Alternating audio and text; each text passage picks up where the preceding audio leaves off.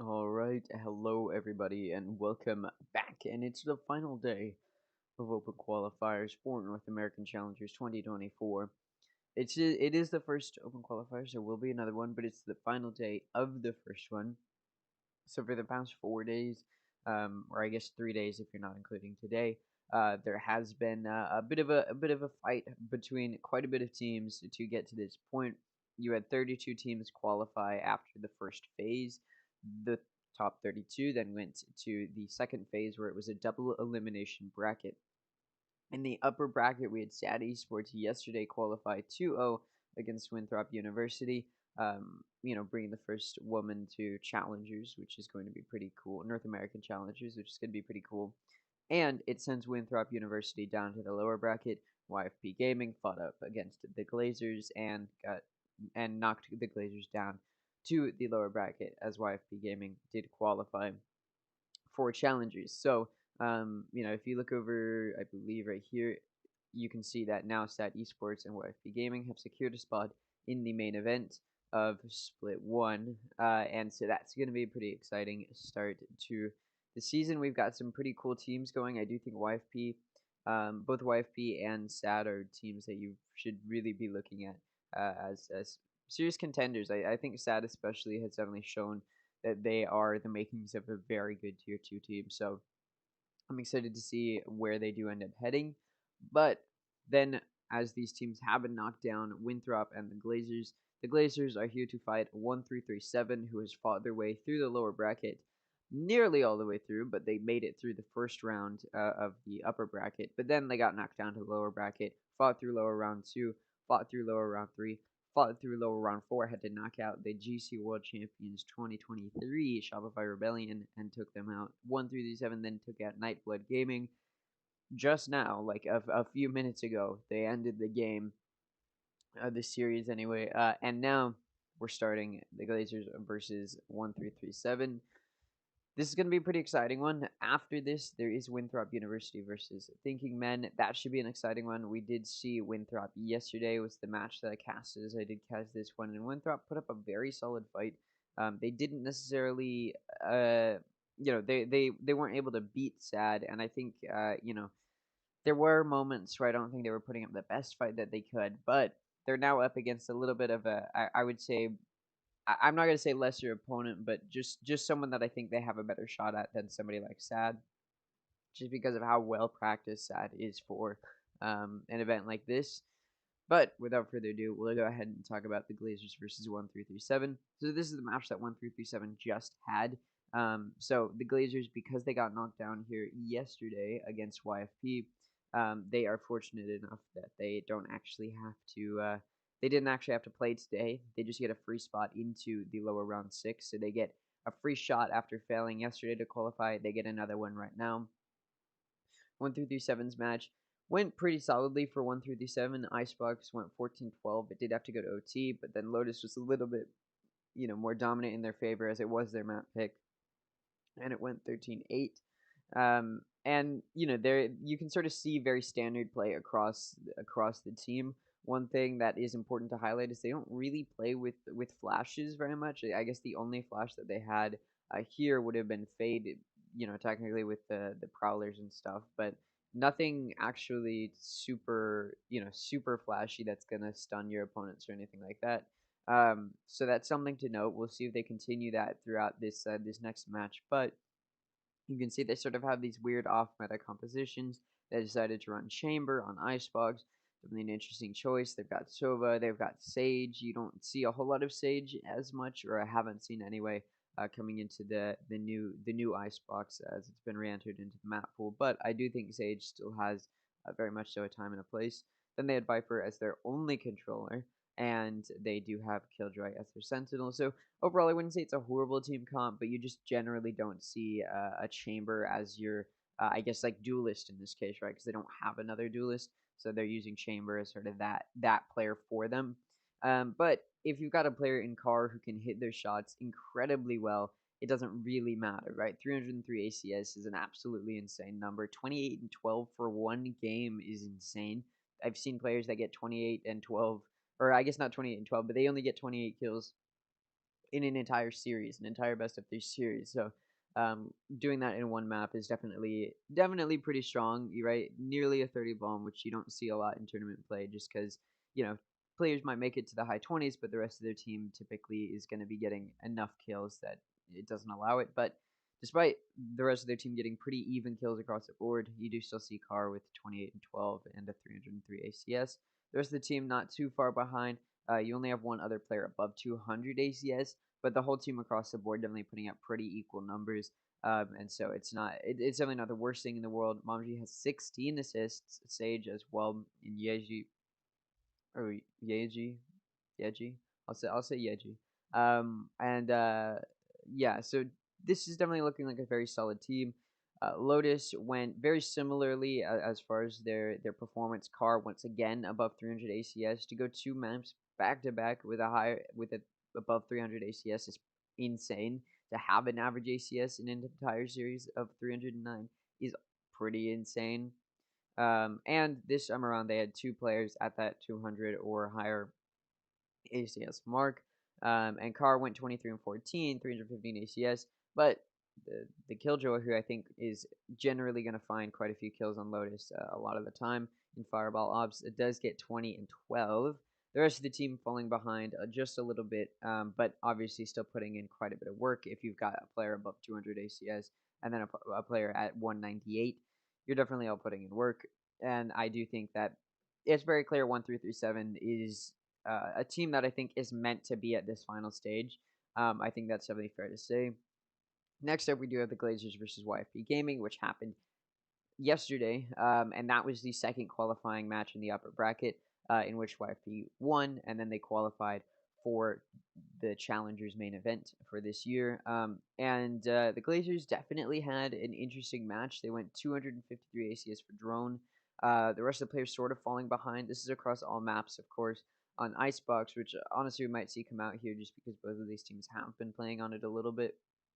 You do see Drone with 29 kills, 283 ACS, and here you see a bit of, I'd say, a more standard team composition from the Glazers, right? You've got a KO, you've got Viper, you've got Killjoy, you've got Sova, and most importantly, and I think this is the most important, is you have Raze as your duelist, because I do think one thing that their opponent is a little bit interesting about them is they just apparently would prioritize having a Chamber over a duelist.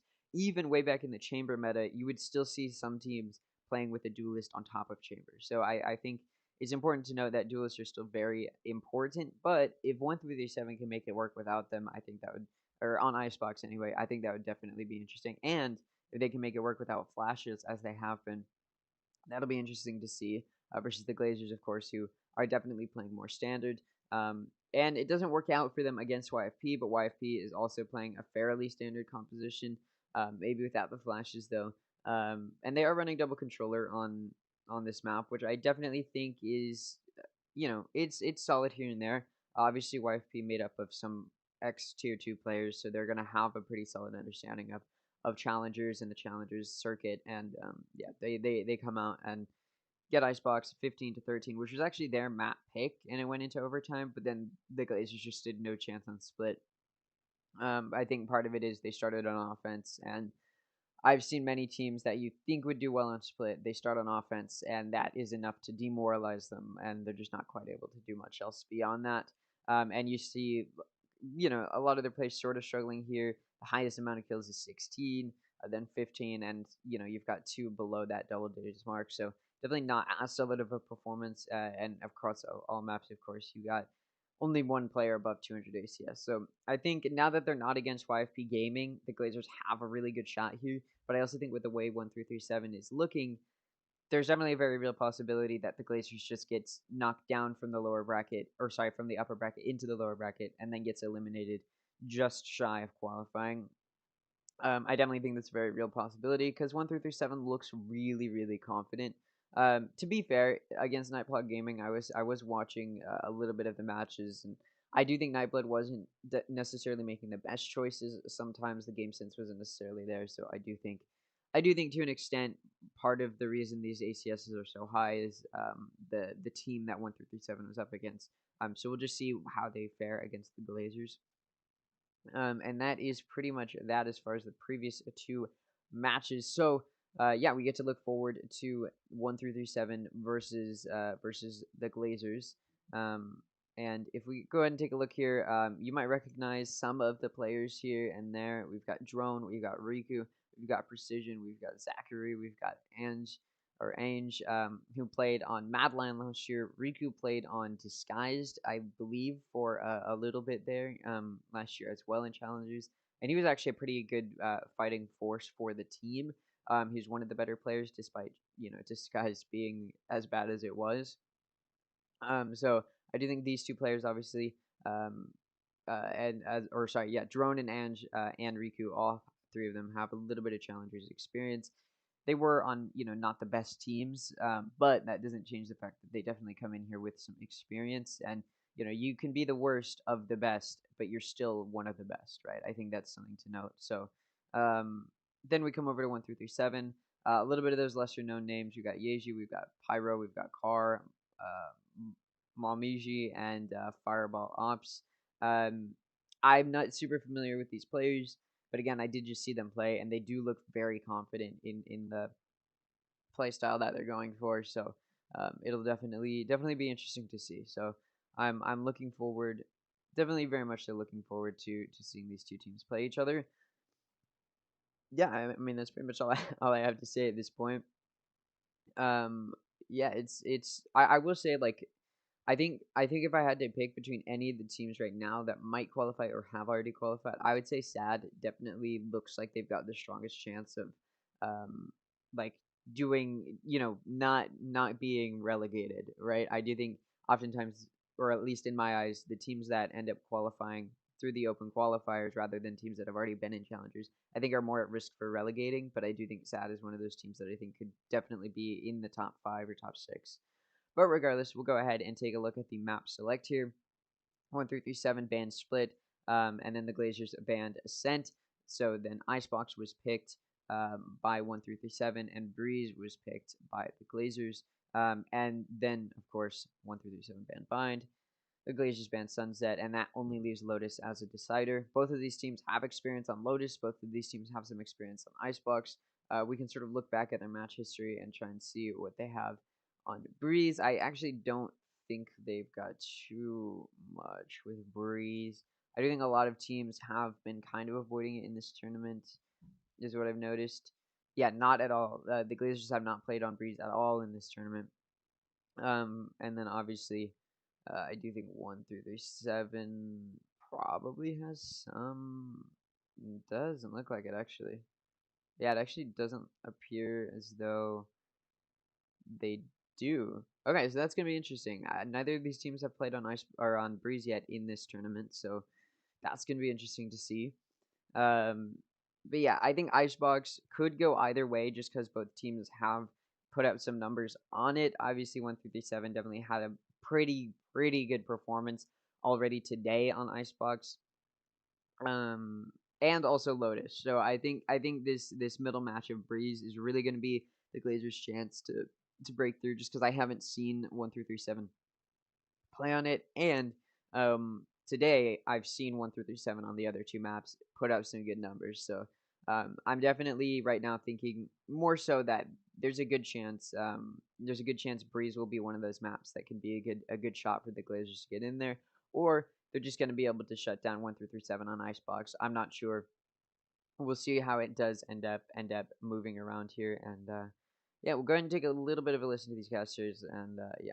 I have to ask you with complete honesty, Marks, do you have a favorite coming into this match, even this first map?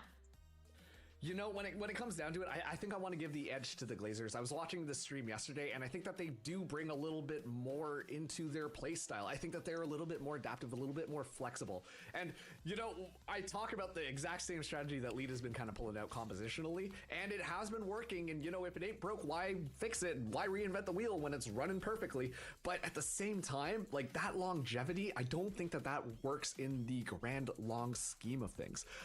Of course, willing to be proven wrong, always willing to be proven wrong, but I think that the Glazers coming in with a little bit more flexibility in their play style, they've got more utility to kind of help win them out. If they just play a little bit more intelligently than Leet, I definitely think they should be able to squeeze this out. I mean, this push will be the ultimate test for Leet's defense with that triple sentinel core, right? As Drone is on that raise and you have that double initiator, the door is always wide open for a double blast pack wide swing for this kid. He is always up in your face. He is always trying to get that first blood, and most of the time he succeeds. But with that triple sentinel, with Carr just watching down a sightline for free, I guess, you know, it's a big test to see if Leet can kind of defy the odds of Icebox defense, and rather than kind of, you know, keep the opponents guessing, force them to reconsider, you know, try to just slow momentum. You know, can you get them to a full stop? Can you actually grind an Icebox attack to a halt? We will find out. All right, now it's time to get right into the agent select. Obviously, you can see some favors towards the Glazers, some towards 1-3-7.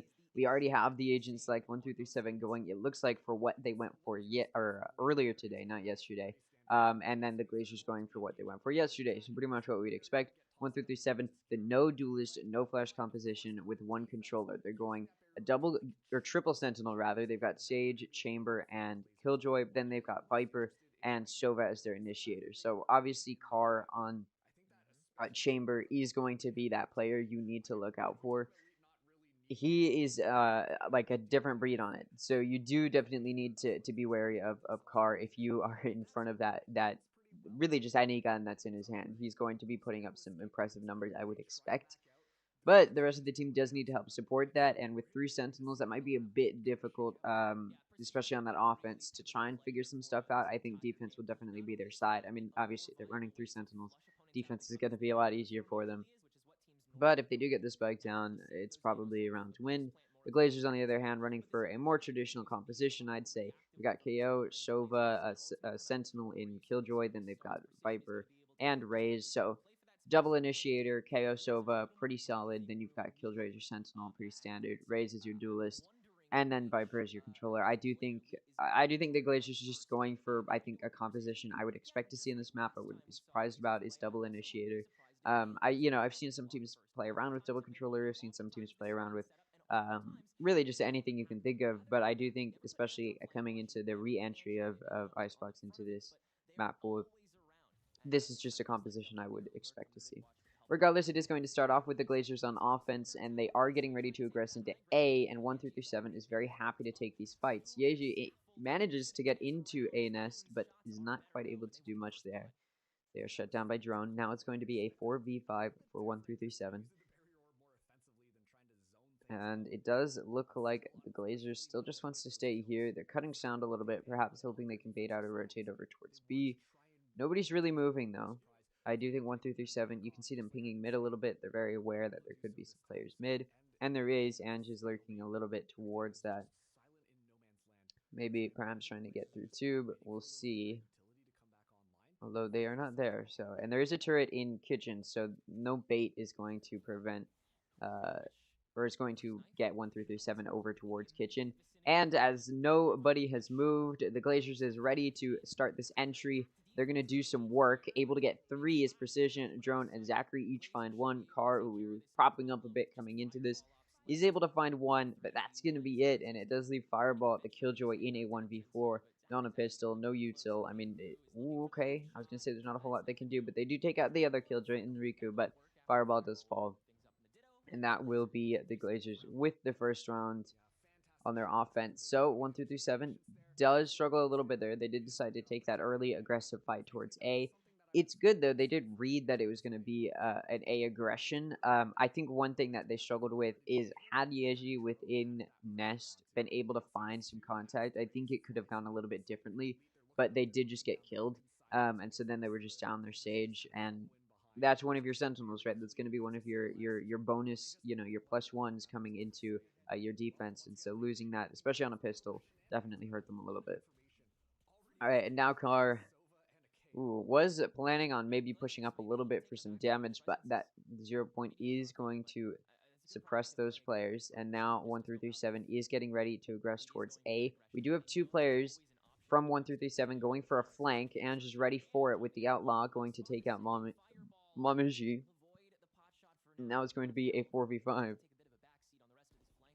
for 1337. They've all left this site. Now going to have to re-enter as their entry from the Glazers starts. It does look like 1337 may just want to play retake here, so they did leave the site immediately after that 0 point came. I imagine as they were expecting an aggression, but these past 2 rounds the Glazers made some noise and then just cut sound for a very long time. Car, with the Headhunter, going to find a nice headshot and get a kill onto Drone. That's the duelist gone. Riku with the flank gets caught out by Fireball, just completely whiffs there, and it's going to be punished. Car, the Headhunter, able to take out Ange. Zachary going to find 2, pulls out the Ghost to try and find more, and he does it. He finds 4 on the round. He finds 2 with the Ghost and 2 with the Bulldog, and that means the Glazers do win their anti-eco. It's an expensive one, but at the very least, at that point, all they could hope for was winning it, and they did just that. And now we are going to see 1337 on a bye. The Glazers is on a bonus, but they are going to be it's going to be a bit of a struggling bonus, right? Because again, they did lose all but one of their players in the previous round. So although Zachary is able to hold on to the Bulldog, the rest of the players going to have to either spend money or just save a little bit. And you do see Riku on the Vandals. So that'll be interesting to see what kind of damage can be done there. But 1337 on a full buy, full shield and Vandals for all but everyone except for the light shield on Fireball. And now I'm going to have some firepower behind them. The Glazers aware of this. Like maybe they want to make some sound mid. Meanwhile, it does look like they really like this A site, as it does seem as though they are re-hitting this site once again. Repeat after repeat. We'll see how quickly they're able to execute this time. There is a Sage Wall, so they may just have to back out or wait for it to go down. It looks like that may be what they want to do. They do really like just getting in here, waiting out this time, playing a little bit of time, cutting sound, and then going in. Although this time they haven't made any sound here yet, but just because of the positions that the rest of the players on 1337 have on B and mid, they're very aware that this is an A hit. And as the util comes through, as the Sage Wall goes down, the Glazers do get on site, and the spike does go down. 1337 will have to play retake, which is the position they were in the previous round, and they nearly won it had it not been for an impressive 4K finish. Son of Car actually able to find 2. Drone and Ange both go down as they swing screens. Car going to find 1 more onto Riku. Yeji going to take out the final 2 as well, Precision and Zachary, and that's going to be the first round win on the board for 1337. And it's a very dominant one at that, as it is flawless. Which, again, going up against what was essentially a pretty hefty eco round, considering the Glazers couldn't have really that many guns for a bonus. This isn't an unexpected outcome. I do think it's, a bit of a disappointment if you are the Glazers that you didn't find anything there. But it is, it's your bonus. You're okay losing it. It's pretty standard round structured. Now they've got money. Now they can buy. Hunter's Fury in the hands of Zachary. I'm a bit worried for the Glazers because that Tour de Force is up for Car. And, we've already seen this guy have some insane aim, and now he might just have a free operator in his hands. And now we do see Glazers. They wanted to test towards A, but that tour de force was shot. And off of that, they're like, yeah, no, we know what's going to happen here. And they're rushing it over to B. They have not hit B yet. They just continuously go A to start it off, perhaps hoping that they'll be able to bait this out eventually and get players off of B site as they preemptively rotate over towards A. It's not going to happen this round, though. Recon Bolt comes out. Momiji going to destroy it. And now, going to be the first to see it from yellow here.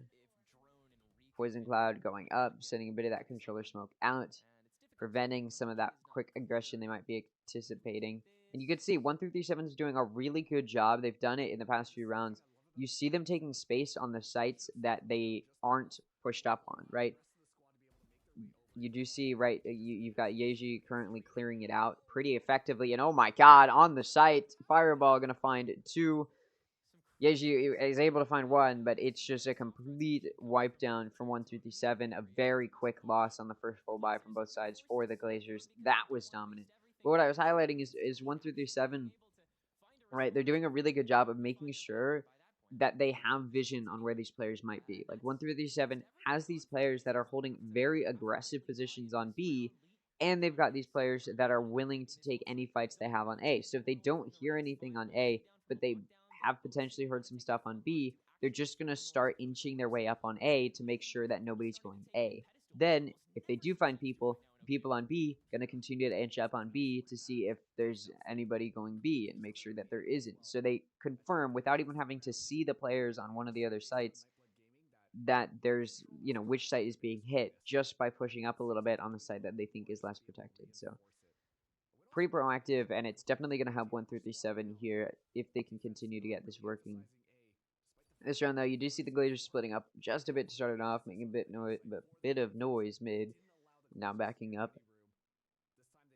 Does look like perhaps they want to go for this A hit. Carr has moved over to B this time, backed up by Yeji, as that 3-player setup on A has decided, yeah, maybe we've done this a few too many times now. But now the Glazers, this round actually going A, and this might be a good shot for them. Carr is not here to immediately try and shut them down with some nice kills, but the rest of the team for 1-3-7 is going to be ready to help delay this. Snakebite and Shock Dart come out back to back, and that Spike Diffuser is killed. Zachary will fall to the Snakebite from Momiji. And now going to take out Precision and John, as Mom does find 2 more. Carr also going to find 1 onto Riku. It's just down to Ange. Okay, maybe a rare whiff from Carr, but no, Fireball going to shut down Ange. And that does mean 1-3-7 now takes the lead. After losing the first 2 rounds, they win 3 in a row to take the lead into their hands. And it's starting to look like this will be a very fun defense for them, as the Glazers is just going to have to figure out how they want to play through this. Because they're not quite able to do too much in the way of stopping this, right?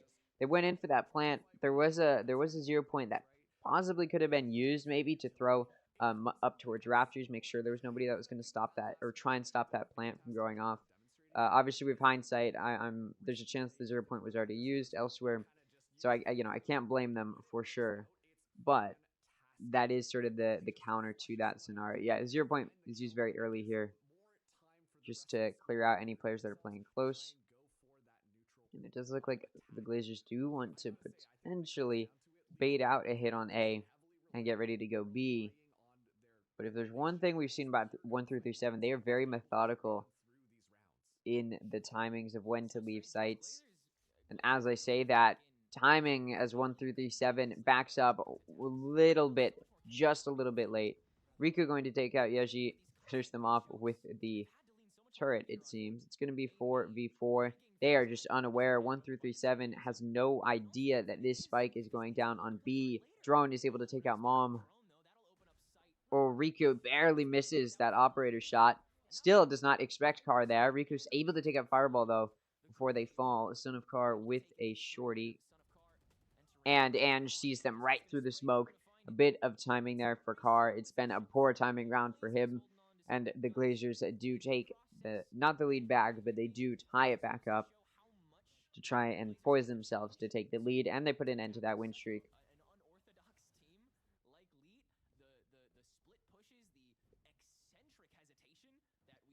Lockdown available for both teams, a Hunter's Fury available for the Glazers, and a Resurrection available for 1337. I could choose a glazed donut for their team profile. I think that's kind of goofy. But 1337 is 1 ult point away from a Viper's Pit. Could come up pretty shortly here. And that definitely could be a good use of util here, because again, 1337 has typically been very good. Obviously, in the previous round, as I said that, things did not go well for them. But they've been typically very good at, making sure they've got good control of both sides, even if they might think that players are going towards one. They just are really making sure.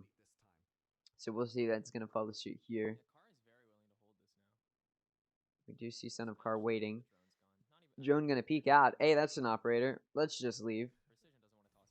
And it looks like that's what they want to do. Although Car is suppressed, so not going to be able to TP out of that one. Paint shells are trying to come through and maybe do some damage. They don't, but they could have. And just going to take out Fireball in kitchen. Rico with an operator is going to swing out of mid, take out Pyro. That's the operator that Car had in the previous rounds, just so you're aware. Mom going to take out Ange. Riku going to take out Mom, and it's a 2v4. Oh, Riku down to 27 HP. Yeji, I don't want to take that fight, and they're out of there. And now it is 3v4, sorry, as the Resurrection comes through on a Fireball. That could be big here, but the Spike's been down. They're going to have to now play a retake with only 3 players against 4 players, so this could be a bit difficult. They're going to have to clear a lot of stuff. They're just going to use the lockdown. Fair. Counter lockdown comes out from Riku. Also fair. There's still an opportunity here for maybe some damage to be done. And Car's going to prove it. Going to find that kill there. Fireball still just trying to take a fight. Going to get detained here in a second. And Drone takes them out before they even get detained. Zachary going to take out Yeji. It's a 1v3 for Car. And all they have is an operator. Just going to back up here. They don't want to lose another one. And good choice as well. We've seen, I believe it's Riku with that operator for the Glazers have a pretty solid time with it, pretty fun time. Able to use, of course, the operator that was dropped by Car. So this is looking pretty interesting. And obviously, I do think the Glazers is starting to get on top of things, starting to understand how they're going to play around with this, be a little bit more fluid in their movement. I think very early on in the half, they were being a bit stagnant, being very slow in their pushes here and there, being very, one-sided. They were really only pushing towards one side, and now they've sort of backed up on that and have started being a bit more fluid, making sure they're making noise elsewhere, so that way there's not so much security for the other players. Drone going to take out Mom, and now it's a 4v5 for 1337. Ooh, a nice head tap through the wall will leave a Fireball down to 13 HP. And now it's a 4v5 retake. But one player could very easily be killed, and Fireball understands this, backing up quite a bit. Ange, oh, they are not going to expect Ange here. Oh no, the timing. Ange may have just barely let some players by, but Car is ready. Spots Ange, but Precision is there to peek out and take out Car. Pyro's able to take out Riku. I don't know if they think that there's another player on flank, and Yeji is able to find one. Fireball takes out Drone, still alive, still on 13 HP, and the only player alive for 1337. Trying to maybe get a bit of a defusal there. Makes it half, but they do get taken out. And now the Glazers has substantiated this lead. Now a 2-round lead. And 1337 now finds themselves down the barrel of a 3-round win streak from the Glazers. And we'll see how 1337 does decide to split this up. Again, I do think, or split this up. I mixed this up. There you go. I do think 1337 initially was doing a really good job, right? They were really good when the Glazers were only pushing towards one site at making sure nobody was going to the other sites. But now they're pushing up, getting a little bit aggressive, and it seems the Glazers has wised up to that. They're getting ready to defend that, and they did. You saw Ange ready for a flank to come through, holding a very big off angle, and they got a good kill with it. or a kill because of it, rather. Ange did get the kill, but it was spotted by Ange, obviously, that flank coming through. So I do think 1-3-7 maybe needs to be a bit more collected. I do think they're playing very passively as well. They get off of the site almost immediately after seeing vision and seeing contact. And it'd be okay if their retakes were going a little bit better for them, but they're really not. So I do think maybe trying to do some early damage or maybe just find a little bit more early info could help them a lot before, getting too frisky with their running around towards the other sites. Of course, this is the issue with having 3 sentinels is you are sort of limited to the sites, and so you do sort of have to play back, maybe do a little bit of that retake action because you just don't have a duelist to push up really quickly and get some vision. You only have one initiator, so you're not going to have another one to maybe try and find some contact. And I think that's the issue they're struggling with now. Drone bounce backs up, gonna find a nice kill right onto Mom, and now it's going to be a 4v5. Fireball through the smoke from Nest is going to take out Drone. Very good kill there. Now it's a 4v4, evens it back out. Hunter's Fury does come out, not going to find anything though. Is though going to delay the plant, right? You're doing that on the default plant position for a reason. Spike does go down. Viper wall comes up, and that's actually going to... It's the Glazers Viper wall, but it does allow 1-3-7 to start pushing up a little bit in these defensive positions. And they are going to get ready to, perchance, take some fights. Nano Storms are going to come out. Not Hunter's Fury, Aladrone comes out from the Glazers. It does get a bit of a ping off. And Pyro actually going to take out Precision. Fireball going to take out Ange. It's a 4v2 now. Yeji going to take out Zachary, and this retake has gone beautifully for 1-3-7. Car going to take out Riku. That stage wall used beautifully to allow this defuse to come through, and that does mean 1-3-7 off of that timeout immediately figures out how to switch it up, and that was exactly when they needed to as well. Their eco had started to fall apart there a little bit, and so that was the round they needed to win, and they do so very dominantly. So now we will see the rest of the team play around a little bit.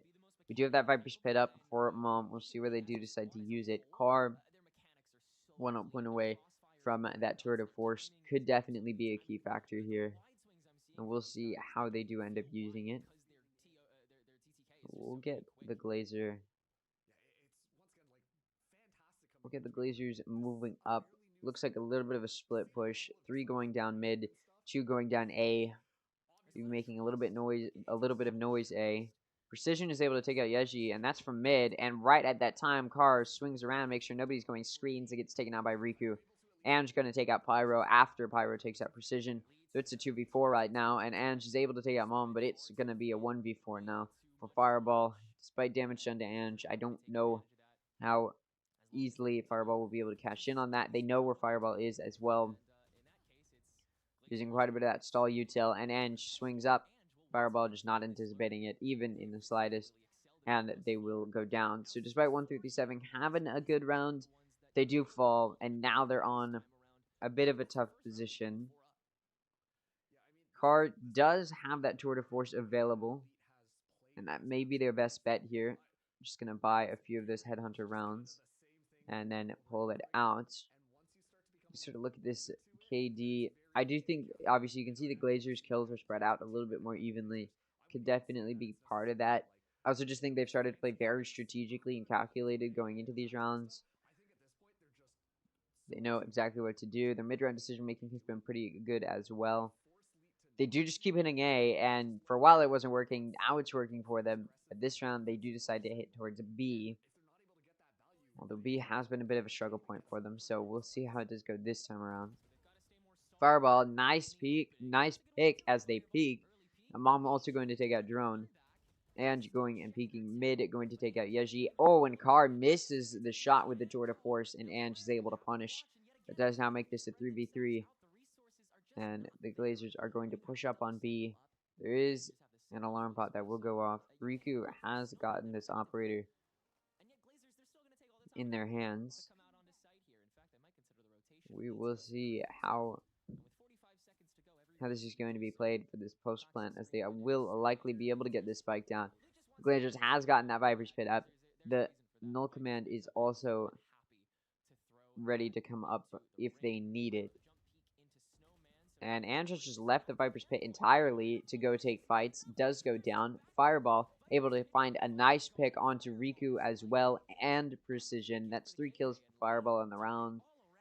That's going to make it a 5th round 1 for 1337. And the Glazers, I think honestly, considering how defense-sided, in theory, this 1337 comp is, this is good for the Glazers to go into the next half, even if it's only tied 6-6.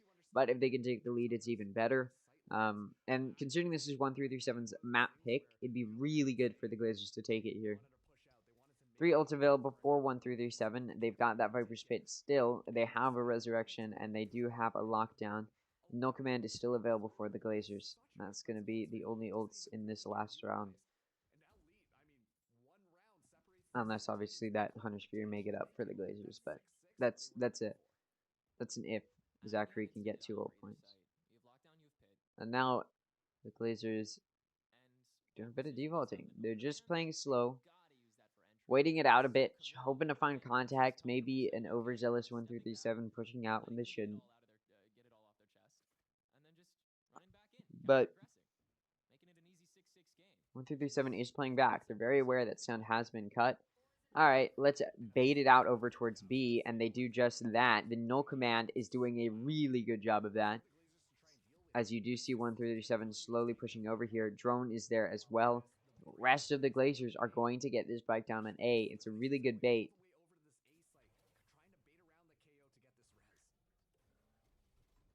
Precision is actually able to get rezzed, and now they're running it over towards A, and I think that 1337 will wise up to this pretty shortly here. Spike is not down yet, and in talked about Zachary would need to get 2 ult points. They're going to get it, so this post plant could be difficult to play against without Hunter's Fury. Ooh, Carr will take out both Precision and Drone, making sure to watch through that offense spawn from mid. Lockdown will come out. We'll see if the Hunter's Fury comes out to counter it, and it does. Also finds a bit of damage. Riku going to take out Fireball, who's jumping to try and get away from the Hunter's Fury. Yeshi goes down. Mom are going to take out Riku. It's now going to be a 3v2 for 1337. They still have that numbers advantage. And just coming for a flank. Zachary takes out Carr. Mom is able to take out Zachary. This Viper's Pit is going to be hard to fight through, and Ange is going to have to kill both of those players. And the Spike Diffuse are just going to be stuck here, as Ange has left the position of watching Nest. And they do end up still able to take out Mom, but it is the last round of the half, so it doesn't matter as much. And that does mean we go into the second half tied 6-6. I would say, again, the Glazers are in a pretty solid position here. However, I do think, actually, no, I think they're in a good spot here on this defense. I don't know what I was going to say there. But yeah, the Glazers are definitely in a good spot right now on their defense, just because the defense-sided nature of a triple duelist composition from 1337. I will say, I think 1337 knows that you can afford to have a few more Sentinels on Icebox, just because of the way that the entrances to the sites are structured. A lot of this map is post-plant. A lot of the time teams are able to get it down, and it ends up in retake scenarios. And so we'll see. We'll see how 1337 does decide to play this offense. Looks like they want a pistol round anyway, go towards B, but Ange and Drone making an aggressive play are going to be rewarded. Ange finds 1, Drone finds 2. Carr does shut down Drone, but Ange is there to trade it off. Now there's 2 players watching this entrance. Fireball now in a 1v4. It does swing, peek a little bit. It does some damage to Ange. Nothing else, though. It does look like Fireball wants to commit to the site. The turret and alarm bot does have to go down, so this flank that Riku is making will be able to just waltz right on through. We'll see how quickly Riku can get over here.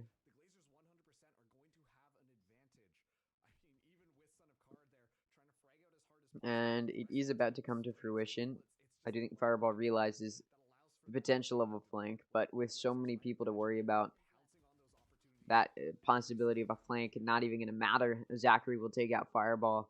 And the Glazers do win their pistol once again, as they did in the previous half. And now they have an opportunity to take their lead even further. And this anti-eco should go well for the Glazers.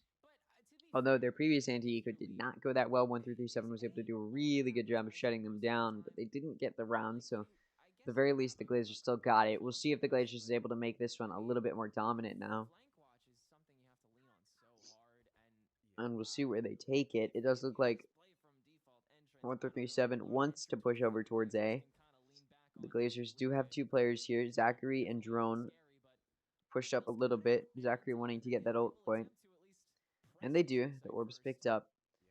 And that does make this a bit easier for the Glazers now, as they can just sort of back up, get ready to play. And I mean, 1337 is sort of just locked here. Controller util pushing them back. Owl Drone does come through with a ping. Precision and Ange each find one. 1337 just completely unaware.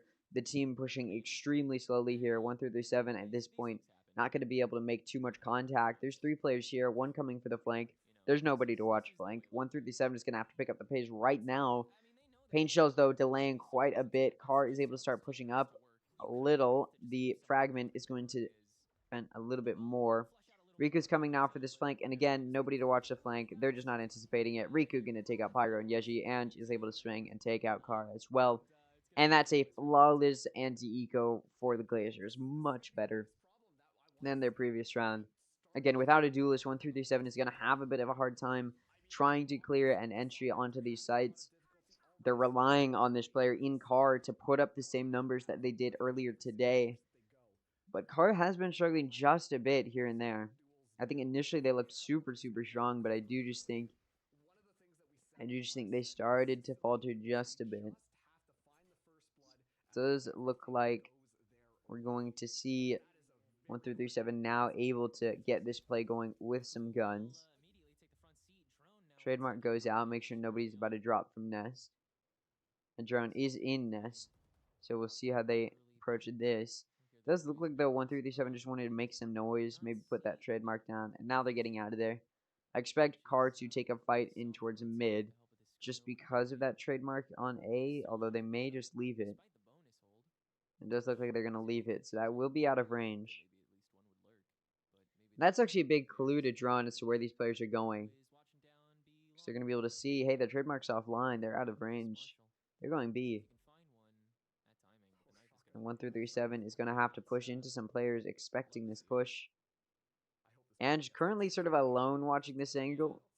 Very similar to the Viper Killjoy peeking down B that we saw from 1337. Mom going to get the entry kill. Son of Carr going to take out Riku. Mom does take out Precision. That's big for 1337. Now, two players are left remaining for the Glazers. And Drone, who tried to get a flank moving, not ready for Fireball to be anticipating it. And it's just down to Zachary.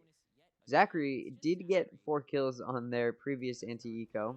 This is not an anti-eco, but, you know, they definitely have some firepower there. But with just a ghost out, deciding not to reload their gun, they do get shut down. And that's a flawless buy round from 1337. So, flawless anti-eco from the Glazers. 1337 gets a flawless buy round. So, back and forth, and now both teams are on a full buy from both sides. 1337, 1 round away from tying it up. The Glazers are just a few rounds away here of getting to double digits, and that could be the start of something good. Again, if the Glazers is able to take this map, I do think 1337 is in a bad spot, just because we haven't seen them on Breeze before, and we haven't seen the Glazers either. And if they're picking Breeze, there is an amount of confidence they must have. And I think for the Glazers as well, if they do take this map, 2-0ing would be the perfect way to do it, because we've seen 1337 on Lotus. They've looked strong, and so it could be a dangerous fight to go to that third map. So I think the Glazers would like to avoid that if possible. Aldrin comes out, not gonna spot anything, and of course is seen as they do start shooting some guns, but they're not gonna be hit by the dart. That 0 point does come through. Pushes 1337 back. Now going to get ready to aggro towards A. Fireball really making sure nobody's trying to push up and look through grates. Oh, and it's about to happen, but They've left this angle. Now they're not watching it. And of course, that's when drone peaks. Gonna be, they're gonna be kicking themselves for that one. But Mom is able to trade it off, so it's still gonna be this even player count. Although they are down their Killjoy, who usually watches flank, and we've seen 1-3-7 struggle when they don't have that player to watch the flank when it comes to players flanking. Mom gonna take out Zachary in precision. Riku's still on site, gonna find 2. 2v2 now. Spike is down, so that does mean 1-3-7 can assume these sort of backwards positions. They're ready to watch this flank. The question is, are they expecting Ange or really anybody to come up ramp? Is the question. I don't think so. And Yeji will be taken out right through that nest. And Carr ready to take out Ange. It's just down to a 1v1. Players see each other. Head tap. Wallbang. Going to do a significant amount of damage to Riku. Carr has to sort of rush through here. Get off the defuse is Riku trying to find that off angle. But no. Carr going to take out Riku. And it's a 1v2 clutch. That does now make it a scoreline of 8-8. And 1-3-7 has once again tied it up. This is going to be a very close map, it looks like. So it will certainly be something to see. I believe as well. Give me a second. Yeah, I believe. Yeah, so Icebox, when 1-3-7 did play yesterday, or not yesterday. I keep saying that. Earlier today, when they did do that, that was an overtime win, 14-12. Now 1-3-7 does get ready to push their way towards A.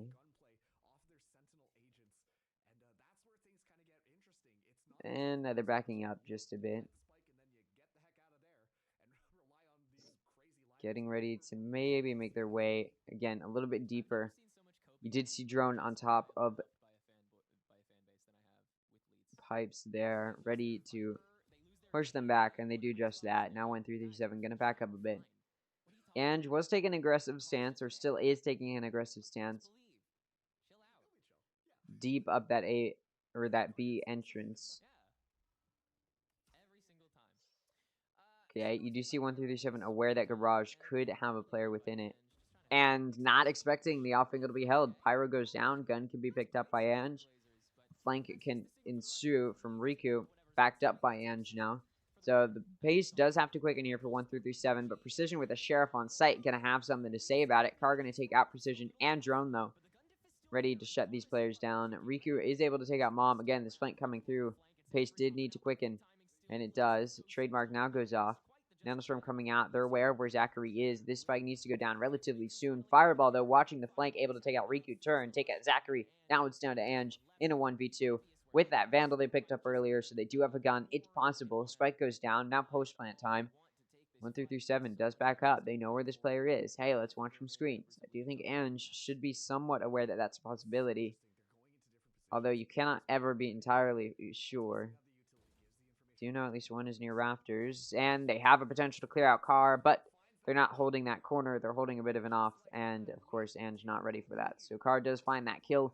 And that does put 1-3-7 back in the lead after a very lengthy period of not being in the lead. Viper's Pit available for both sides. Tour de Force is available for Carr, so that definitely could be utilized this round. Could be dangerous for the Glazers, especially on this offense when they don't have a duelist. This Tour de Force is going to be a very, very key factor here. Quite a bit of ults nearly up for the Glazers. So after this round, next round, it's going to be a bit dangerous. Oh, Pyro going to take out Riku, who had that operator in their hand. Speaking of operators, Tour de Force getting ready to be used by Carr as they peek and swing and get ready to clear it down B. Carr ready for somebody to swing from yellow. Precision. Hey, there's players here. I'm going to leave. And they do leave. They back up, getting ready to go towards Nest. 1-3-7 gets Pyro that ult orb. Now they're continuing to just be at a standstill here. Cut sound. That Viper's Pit has gone up in A. So the Glazers really just not even worrying about it at all. They've got Drone watching mid. So this B site is very heavily defended. This spike It's going to be able to go down as there is that wall. The operator that was dropped by Riku has been picked up by Zachary, and it is going to find one. Precision going to find one as well. It's now a 3v4. Player advantage in the hands of the Glazers. Not player advantage on site, though, as it took a while for Ange to get out of that A hold because they were holding pretty deep just because of that Viper's Pit. Car able to take out Drone. Fireball within the Viper's smoke from the Glazers does find a kill onto Precision. Just down to Ange, and Ange will fall, and that does mean 1-3-7 now takes this lead 1 round further to a 10-8 lead. And now we are starting to see what could be the fall of the Glazers here. They have just been struggling a little bit. Does look like they want to take this time out, restructure a little bit. That could be big. To return fire immediately after the timeout. Lockdown available for both sides. Resurrection and Viper's Pit available for 1-3-7. Hunter's Fury and Showstopper available for the Glazers. Hunter's Fury is almost up, 1 ult point away for 1-3-7. Null Command almost up, 1 ult point away for the Glazers. However, unfortunately for the Glazers, they don't have that much econ this round, so a lot of the ults may not be utilized. But importantly for 1-3-7, going into that previous round, they weren't nearly as close to getting those ults up as the Glazers were. And yet they still have so many of them up. And they're only 1 ult point away from Pyro's ult. So they did a really good job of getting those kills that would be required to get those ult points. In this timeout, I do think maybe the Glazers does need to talk a bit about how they've been approaching moving forward with this defense, because they have been doing a pretty shaky job, I'll be honest, when it comes to trying to figure out how they want to approach these retakes. If the spike does go down, they're going for these flanks that aren't working super well. Sometimes they're going for the, like, it worked initially, right, those flanks, and I think that's why they keep going for it. They are getting punished for that, and now they're sort of just figuring out, I guess, how they want to play around that. 1-3-7 is sort of just doing their thing, continuing to try and be a bit fluid in their movement. And the Glazers is just quite not ready for that. It does look like here Fireball. Make sure to watch mid as the team does rotate over towards B. After looking a little bit into A, and you do see the Glazers stacked up here, 3 on A, 1 watching mid, 1 on B. And it's an aggressive hold on B. Ange could be taken out very quickly here. And that would immediately be the only defender gone. But they do back out. They're running away. Snakebite does come out first. Carr going to be pushing up with this Vandal. And you might swing out here. Nah, they're just going to hold this. Now they swing. And Carr happy to take them out. Precision, Sheriff kill. Nice right on to Yeji. But it is immediately traded off. And then you do see another pick found by Fireball. So it's going to be a 4v2 here as Zachary and Riku now have to try and reclaim the site. Lockdown is available for Riku, but I'm not sure you'll use it here on this eco round. Riku is pushing through this Viper's Pit, but Carr is just going to shut them down. 3 kills for Carr. Zachary now in a 1v4 with just a classic. At this point, may just be trying to find a kill or two. Okay, okay. I mean, alright, sure. Long range head tap with a classic onto Pyro. Now it's a 1v3. But again, I think they're just trying to do damage, and they're not going to do any more. Fireball will take out Zachary. It's now going to be 11-8. And 1-3-7 is 1 round away from that match point. And to get a match point here in the qualifying best of 3 on map 1 would absolutely be huge for 1-3-7. And winning their map pick would also be really big for them. Especially, again, going into Breeze, where they don't have any experience yet in this tournament on Breeze. And neither do the Glazers, but the Glazers picked Breeze. So there is this, very much so, this reality that 1-3-7 is underprepared for what the Glazers have going on Breeze. So trying to get this win now and take it to Lotus, where 1-3-7 has gotten a win already today. Could definitely be where 1-3-7 wants to be. Not that they're not going to try on Breeze, but I would be worried if they didn't get their map pick, right? Attacker Lockdown does come out. 1-3-7 is going to get ready to hit B. Eco is pretty pretty good just this round for the Glazers. Next round, they're not going to have Eco. They're going to have to save if they lose this. Riku going to take out Pyro. Yeji able to take out Zachary for a bit of a trade. Drone is caught out by that lockdown up in kitchen. Nobody's there right now to punish. There you go. Now Car going to take Drone out. 4v3. Precision ready absolutely to take out Fireball, who's planning in a very off meta angle. Okay, Fragment going to take out Yeji as well as they walk a bit carelessly through it. 2v2 now. Operator still in the hands of Riku. Momji, though, not going to let it go any further than that. It's down to Precision, who needs to get a 1v2 clutch. There have to be a 3k for the round. They did already find a kill onto Fireball earlier, but no. Momji going to take out Precision, and that's an immediate shutdown. Match point gain from 1-3-3-7. Eco not going to be allowed here for the Glazers. They just do not have the opportunity, as they are going to have to force a bit here. Bulldog, Guardian, bit of util going to be saved here. And now we do have a lockdown, a null command available for the Glazers.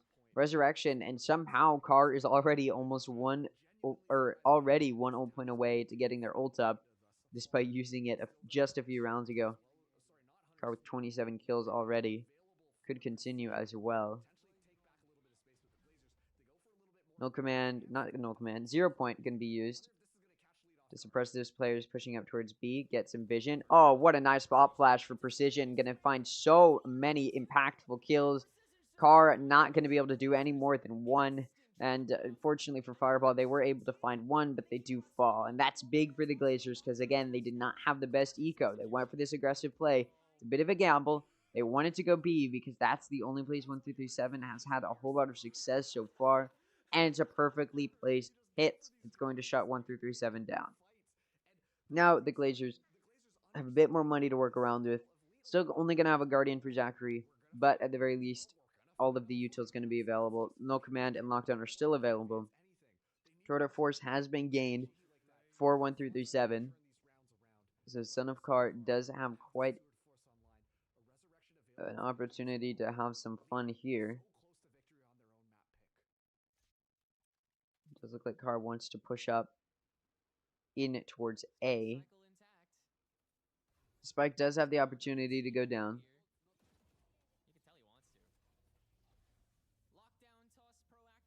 But now 1-3-3-7 able to push up just a bit, but that lockdown does force them back. And Car does not get away. That is definitely going to slow down 1-3-3-7 a bit.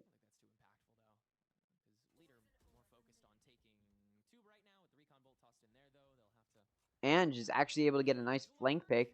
Barely peeking out from Garage, able to find a good kill there onto Yeji. It's now going to be a 4v5 here for 1-3-3-7. Fireball, it does take out Riku. That does even out that player count. Spike does get to go down. Shockdart does a bit of damage to Ange, who was planting. Or, not Ange, sorry, Mom G, who was planting. And now, the re-execution onto site can start. Car was expecting to use that tour de force, but the null command immediately counters it.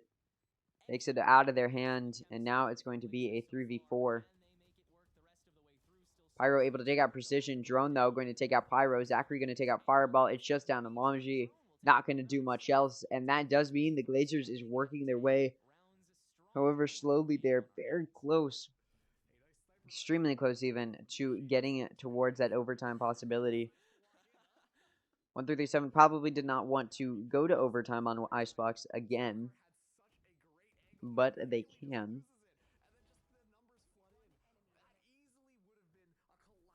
And now we will see. Timeout going to be called. Let's figure this out. Let's not go to overtime. I do think the response has just been that much better from the Glazers. They've been a lot more collected in how they approach those retakes. And even they've just been doing a good job of slowing down the pushes. They're stalling a lot. They've had some good ults to utilize. I think that's been a big part of it. But 1-3-3-7 has been a bit careless in some of their decision making, right? In that previous round, for example, Tour de Force was on Son of Car. He decided to play a bit aggressively, going to watch screens, No Command comes out and immediately doesn't have that gun to work with anymore, and he's holding an extremely aggressive angle. It just was not going to work out for him, and it didn't. He got killed very quickly, and I do think 1-3-7. That's a show of sort of how they're starting to slow down a little bit. I think very early on, before they'd been figured out by the Glazers, it had a bit of an easier time. Now 1-3-7, just only in these past 2 rounds, right? They had a pretty massive 6-round win streaks. They were feeling pretty good, but just in these past 2 rounds, they have been struggling a little bit to figure out how they want to approach getting that spike down. I think their postman can be okay. I think they can figure that out, but it's just they're not getting onto the site. They're getting sort of warded back with util because they're sort of just deciding, let's go A, and then they only go A. Let's go B, and then they only go B. I do think there needs to be a bit more fluidity, right? Playing around a little bit more, maybe getting a little bit of early info. Okay, and speaking of early info, alarm bot goes down from Fireball right up behind a nest, making sure nobody comes for a flank, and immediately there's someone there, and they do punish Fireball. Riku going to take out Pyro with an operator. Yeji, though, going to just res it right back, so it's going to be traded off in a weird way. So 4v4 still.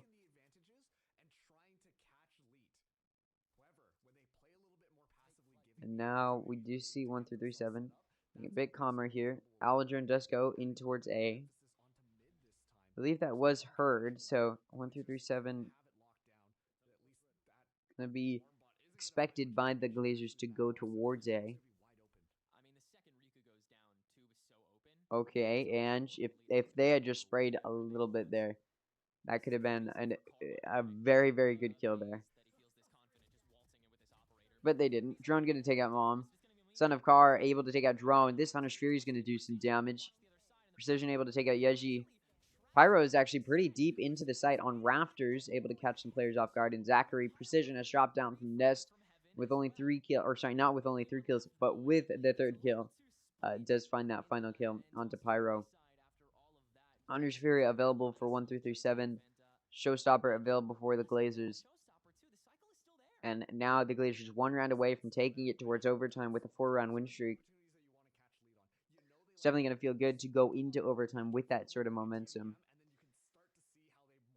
We'll see, again, 1-3-7 struggling to just get that spike down. They were playing for some of that early. They were just making sure nobody was going to be pushing up A, and they were a bit careless in that, not understanding the proper timing, not playing around with the proper timing. Mom, watching mid, gets pushed up on by Drone and goes down. 1-3-7 is repeatedly losing some players early. This first blood's really coming through for the Glazers. Precision able to take out Fireball. Drone with the Showstopper takes out Car. Precision also going to take out Yeji. And that does mean we're likely going into overtime unless Pyro can make some magic happen, as they will have to get 4 kills. They are not even going to find 1, as Drone will find their 3rd kill on the round and Pyro will fall. It's now going into overtime, 12-12. As we get there, Eco no longer a factor, ult's no longer a factor. And we will see how these players do decide to play it. Everybody with a Vandal, excluding Momidashi, who has a Phantom. I will say I've noticed a pattern. I do think like last year, like pretty much the entire like VCT season, challengers as well, players were pushing, like playing around a lot with Phantoms and Vandals. But if there's one thing I noticed in this qualifier is everybody's using a Vandal. I'm not really sure necessarily why. I think it's just because the idea is, well, if you hit your shots, then you should use the Vandal. But I also think there's a time and a place for Phantom, maybe. But I don't know. I've noticed the Phantom being used less and less in ranked play and also just in tournament play as well. Regardless, the Glazers are going to get ready to start another offense round. They're back on this side now, moving up towards B.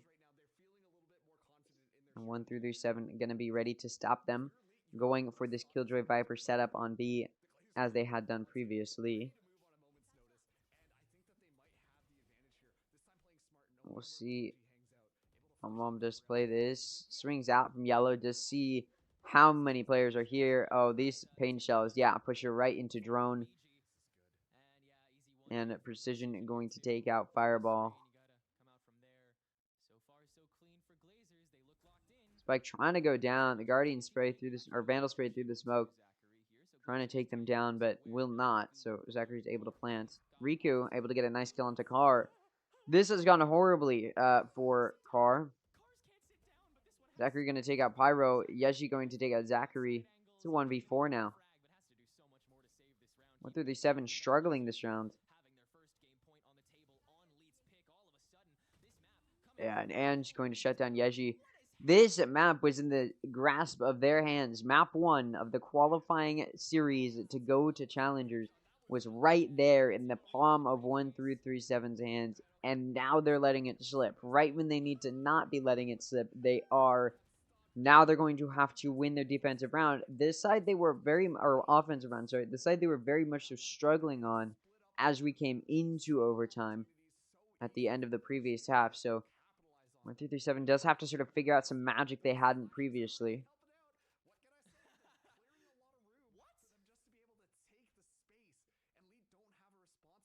No, we do see 1-3-3-7 pushing up. Oh my god, immediately an aggressive response. Doesn't matter though, Car there to shut it down. All three of those aggressive pushers hoping to get a hero play going, and it's going to be Car. Now that Spike can go down. That does pretty much immediately mean 1-3-3-7 has done better than they had been doing towards the end of the second half. I mean, that just came down to 1-3-3-7, I think, being a little bit more prepared for the possibility. Tour de Force can now come up. That's going to be dangerous to play around it. Not even going to be able to use it, though. That 0 point going to shut them down there. Riku's going to wrap around yellow here. We'll see if Son of Car is able to get a flick going. Not going to need to, actually. And it's going to be an ace as Riku takes out Yeji. Son of Car just going to take out the remaining two players.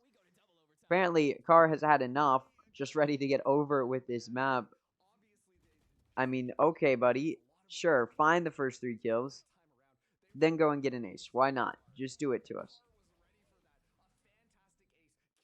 Definitely showing why he has 35 kills right now. 35 kills. This is a Challengers Open qualifier against a team in the Glazers who has some ex-Challengers players on it. And 1-3-3-7 has a player going 35-17. Just an absolutely insane KDA to work with. And now we're going to see potentially it go even further. The Glazers are getting ready to push in towards A. Now, normally in these overtime scenarios, I talk about how, you know, both teams did better on defense or both teams did better on offense. But this time around, both teams did equally on either side, 6-6. So there really isn't a side or a half that's going to be more of a struggle point. I mean, 1-3-3-7 is so good at stopping this plant here. It's actually kind of crazy. Once again, that shock dart snake bite sort of lineup trying to delay that plant, and it does. It gets kill onto precision. Riku pushing up tube, though, going to find a nice kill. Going to take out Fireball, and unfortunately for 1-3-3-7, that is the one player you wouldn't want to lose there, because now they have to re-clear kitchen because that turret is down. It does delay that rotation for one of their players, but Omeji not going to let it be an issue. 2 players will drop. It's down to just remaining 2, and it's going to be Riku. 4th kill on the round as they find 3 in a row. And that's going to remain, I mean, that's going to find the remaining 3 players down on the ground. And the Glazers once again wins their offensive round. 1-3-3-7 is going to need to do the same. Okay, we have an ace. We have a 4K. This is definitely a much more exciting overtime than I was expecting here. Riku has decided to get that operator out, opt for the operator, and get ready to try and use it here. Obviously, you miss out on shield. It's going to be another aggressive 3-player push up. They're really hoping to make this work on B. And not quite. Again, Car there to shut it down. Yeji may fall, but Car's going to take out Ange and Drone. Not expecting the 3rd to swing out with an op, though, and that's exactly what Riku does. Doesn't find a kill, backs up. They want to watch Garage, and it doesn't matter. Car ready, gets that 3rd kill. Again, all 3 pushers pushing up B do go down. I think that's the last time that the Glazers will do that. if we do end up moving into another phase of overtime.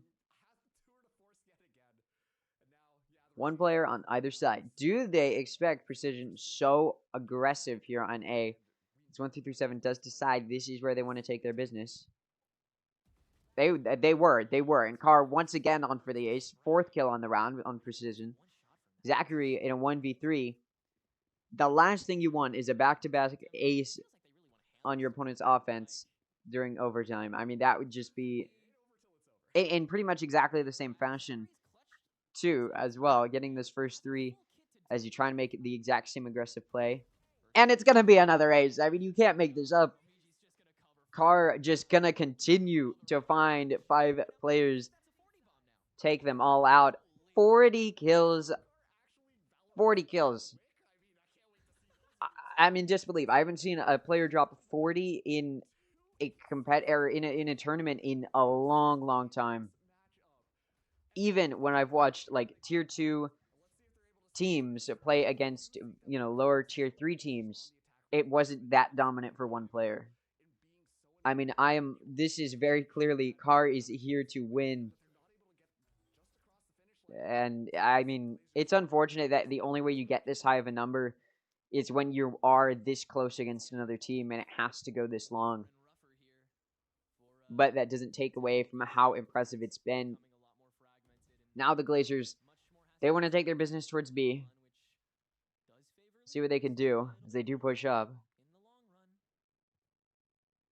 1 through 3-7 is ready to try and defend. They don't know where these players are pushing. Owl Drone going to try and confirm some space over towards A. It doesn't. Riku makes the decision to not destroy it, so that does mean 1 through 3-7 is confident that A is open. They do still leave Carr to anchor here. We hear that drop from Riku. Going to try and take the fight. Not going to win it. Riku gets a kill. Off of that, 1 through 3-7, they're like, it must be A. 35 seconds left. They're just going to have to push, right? Surely. But it's not. Sending more players to defend. Maybe get a trade pick. Not going to happen. Is this going to be a B execute? 0 point comes out. Detects nobody. Flashes are coming through. Does look like 1 through 3-7 does want to execute onto the site. Drone going to take out Mamaji. It's now going to be a 3v5 for 1 through 3-7. This spike is going to need to be defused. 1 through 3-7 would hate to lose another defensive round and be on the brink of losing the map again. Fireball able to get a nice kill onto Drone, but immediately traded. So still a player disadvantage for 1 through 3-7. Pyro able to take out Riku. Precision, though, going to take out Pyro. It's just down to Yeji in a 1v3. Needs to find all 3. You don't expect them to be so close. Yeji's able to find 2. There's just no time, unfortunately. And Ange will take out Yeji, finish them off. And that's going to be the 15th round for the Glazers as we continue to progress into this overtime. Now we're moving back onto the offense for 1 through 3-7. The past 2 offensive rounds in this overtime, Carr has gotten an ace in very similar ways both times in taking an aggressive fight in B main, taking out all 3 that are trying to push up on the defense, and then just taking out the final 2. It's almost like they're letting themselves go to Carr. This time around, 1 through 3-7 not going to be pushing towards B. They want to take their business towards A. Mom is watching, aware that there might be another aggressive play. Shots fired. Spraying a little bit. I believe this should be an opportunity for Mom to back away. Probably wouldn't want to take this fight here. This doesn't mean, though, 1 through 3-7 has no smokes pushing in towards A, so this is going to be a bit difficult. And Ange going to shut down Mom. Now they really don't have any smokes. Again, if I was Mom, I would have backed up there, but off of that kill, 1 through 3-7 accelerates, pushing faster and faster in towards A. Getting ready to try and do some damage, pushing those players back. They're able to break through that Piper wall There was a massive barrier here. Pyro going to plant a nest. Post plant, or sorry, plant not going to be stopped. Shock Dart does do a bit of damage. So now it's 4v5. And the spike is down. So it's a 4v5 post plant. And there's a reason it's been planted in nest. Obviously, 1-3-7 wants to take this post plant, playing a little bit further back than you typically would. And, oh, not like this. Not like this for the final round. It's going to be like this. And map 1, sorry. Oh, I got a little ahead of myself there. Map 1, the pick from 1-3-7 goes to the Glazers after a very hard-fought overtime. It seems Carr could not get another ace on their third offensive round. And the Glazers will take it. 1-3-7 had it in the palm of their hands. It was 10 to 2, or it was 12 to like 10 or 8 even. And I mean, it just fell from within their grasp, slowly slipping away from them, and then overtime comes, and it couldn't. 1-3-7 ran out of ideas, I guess, at a certain point. They're very, I think, burnt out from Icebox, wanting to just get out of there at a certain point, and they do end up losing it. So that does mean they're going to have to go into the next map, down their map. So they're going to have to go into Breeze, down a map, but we can go ahead and look at the player performances here. So it went 16-14. You see, for the Glazers, 4 out of the 5 of their players are above 200 ACS, which is exactly where you want to see them. That's a really well-balanced team, and especially, you know, when we were talking about overtime, for all of your players to be getting a significant amount of kills, that's huge. 4 out of the 5 are above 20 kills, also really big. You have Zachary falling a bit behind, but to be fair, Zachary has been putting in quite a bit of work, doing a lot of good Sova util with 11. Obviously, Precision has 22 assists, but you're on KO. It's an easy assist button. You just press Alt. And then Ange also with a good amount of assists. So good damage done by every player.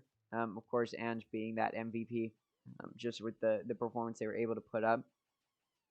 And over here for 1-3-7, I mean, obviously, you got to look at Carr, who's going 40-18 in one map. One map, 40-18, 354 ACS, 1.62 rating, a headshot percentage of 33%.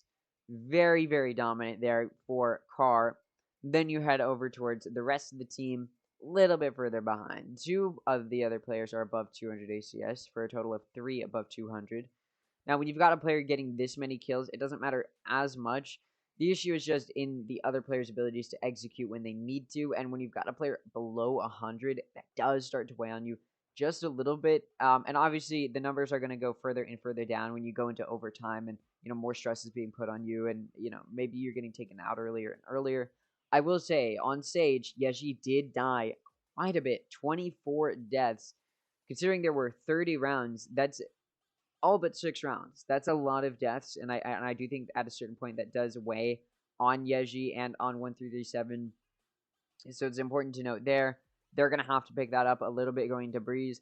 I am very curious, right? 1-3-7 has gone for this very off-meta composition, running triple Sentinel, no duelist, 1 controller, 1 initiator going into Icebox. And honestly, they're not doing bad. Their chamber is doing a very good job on it. I mean, not even Ye trying to do it on DSG after the nerfs could do what Carr just did. So I think clearly Carr is doing a very solid job for the team, but they're not quite getting over the line. And I do think, again, it's cool and very impressive to have a player going 40-18, but you don't want to have a player going 40-18 on your team, because it means the rest of the team isn't necessarily able to find as much as they needed to. And a lot of times, some of those kills were trades. A lot of those kills were trades, just because a lot of the teammates would swing at the same time, and Carr would trade them off. It's good. It's good that they're trading. The issue is, if Carr dies, the rest of the team can't really trade him off. So you're relying on this one player to do everything, and Carr does struggle just a bit to keep them up and up and up. This is the best Valiant effort I've seen, but it does mean 1-3-7. The rest of the team does need to pick it up just a bit. I also just think, again, it's important to note, it went 16-14. 1-3-7 did a very good job. Very close match for it to go. And they did have a massive 6-round win streak here. They were doing pretty solid in the first half for a little bit there. it's definitely looking pretty good if you are 1 through 7 as far as odds of winning in the series, or at least taking it to a map 3. But the issue is just, you do need to make sure you don't run out of ideas, because it did sort of seem like 1 through 7 started to run out of ideas there. They just weren't quite able to test the way that they wanted to. I think they acknowledged very quickly they weren't necessarily going to be able to do what they wanted to, very early on in the overtime, right? On both of their offensive rounds that they won, they were first testing in towards B. Eventually, after getting a substantial amount of success in that regard, when they went into their third offensive round, they just decided we're going to back up off of that, as they assumed, the Glazers would be ready for it. I honestly think that was not the best decision, weirdly. I think maybe they should have still tried to execute the way that they'd been wanting to. Or at the very least, I think maybe try and take some fights elsewhere. They weren't necessarily applying very much mid pressure. Again, it's going to be difficult to do without a duelist. I get it. You're going to be wanting to push to those main entrances a lot more, because you have a player in your chamber who can hold really long angles, and that's about it. So you do sort of need to be pushing through main entrances rather than so much of that middle. Because in mid, you do have to push pretty quickly, and without a duelist, that's going to be difficult. But that's still the fault of the team, and I think you do still have to make up for that. And I think 1 through 7 just struggled a little bit to do that. We'll go ahead and see really quickly if any clips have been posted to Knights Arena. No, actually, none of the aces. I'm just but yeah, I do think again, I even touched on it a little bit in overtime. It's unfortunate that in order to get this many kills, you do have to be going into overtime and keeping it close like that, right? You can't get 40 kills. I mean, in theory you could, but most likely you're not going to get 40 kills if your team is doing, 13-6 scoreline, right? It's just not very likely. You get 40 kills because your team isn't doing as well as you need them to be. But you still have a player who can put up impressive numbers, right? You'll see it all the time in like ranked. Maybe if there's a carry, or maybe you're just in this position where you are able to do a pretty solid performance. You get quite a few kills. You're dropping that 20 and 30, maybe even 40, and your team is losing. It's very depressing, just because it's like, this is the best game of your life, and it does not matter. Definitely sucks just a little bit, but that is life, right? And I do think unfortunately for 1-3-3-7, they do lose map 1. Going into Breeze, I'm not entirely sure what to expect. Here's what we can do. So obviously I showed you they haven't played any Breeze. This is a Glazers. I haven't played any Breeze in this tournament yet. They just haven't picked it. They did pick it this time around. And so we can go maybe look at Fighters Cup, which they didn't make it that far in. Okay, maybe Funhover. Okay, not really. And maybe Sean Gares. There you go, 13-9 on Breeze. They went for pretty standard composition. That is the last time we've seen them on Breeze, and that is beginning of December. So it's not like the longest time ago, but it is long enough ago that you're not like, okay, this is it. But yeah, it does look like maybe a little bit here back in November, maybe perhaps a little bit, yeah, 13-8. It seems like they had a decent amount of success early on. Now, it's important to note, VLR isn't the best judge for this sort of stuff, because there are a lot of off-season events that happen that are not on VLR, that are only on, rib.gg or the Spike, whatever, or Battlefy. I've definitely seen and counted quite a few matches where you had very high-level players like these guys that aren't going to be on VLR. Like, I did cast a $2,000 tournament that had like a team made up of tier 2 players. It had Vic, it had Flya, right? Like, it had these tier 2 players that were playing together in this tournament. It had Exalt. Like, these were, it had a team with tier 2 players on it, but that's not going to be on VLR, right? So I think that's important to note. So even if these teams were in tournaments like that, it's not going to be here. So there's a chance, and obviously you scrim and stuff. So there's a chance that the Glazers have played it in other tournaments, had some success with it. There's a chance that they have been scrimming it a lot and are very confident with it. There is also a chance that they're just really hoping to catch 1-3-7 off guard, which I wouldn't blame them for. So if we look at their map so far, you can see no Breeze has been played here in this tournament yet either. for 1-3-7. 1-3-7 has played considerably more matches, and that's because they got knocked down to the lower bracket pretty early on here, and had to fight through it. And this is the most recent that they were in prior to this, and it's been going on. I mean, it went on right up until they were done. So, that's definitely something to look at. This is a relatively new team. Doesn't look like. Yeah, there we go. Breeze, they're running. Okay, they're running Neon, not the most common thing in the world. So they're running Neon, Cypher, Sova, Sky, Viper. All right, I'd say it's pretty standard. Maybe you see some differences here and there. Like a lot of teams have been trying out Yoru and Jet, that double duelist.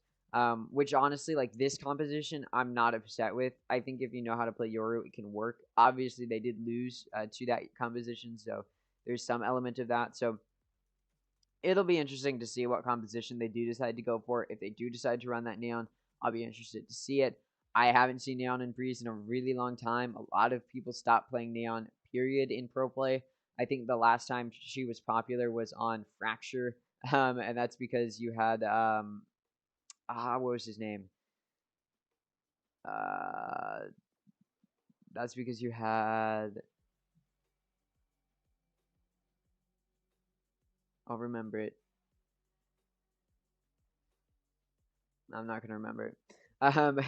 You had a player in Turtle Troop who was an absolutely insane duelist. I'm gonna find the name. Hold on, give me 3 seconds. I'm not gonna be able to sleep if I don't. Hold on.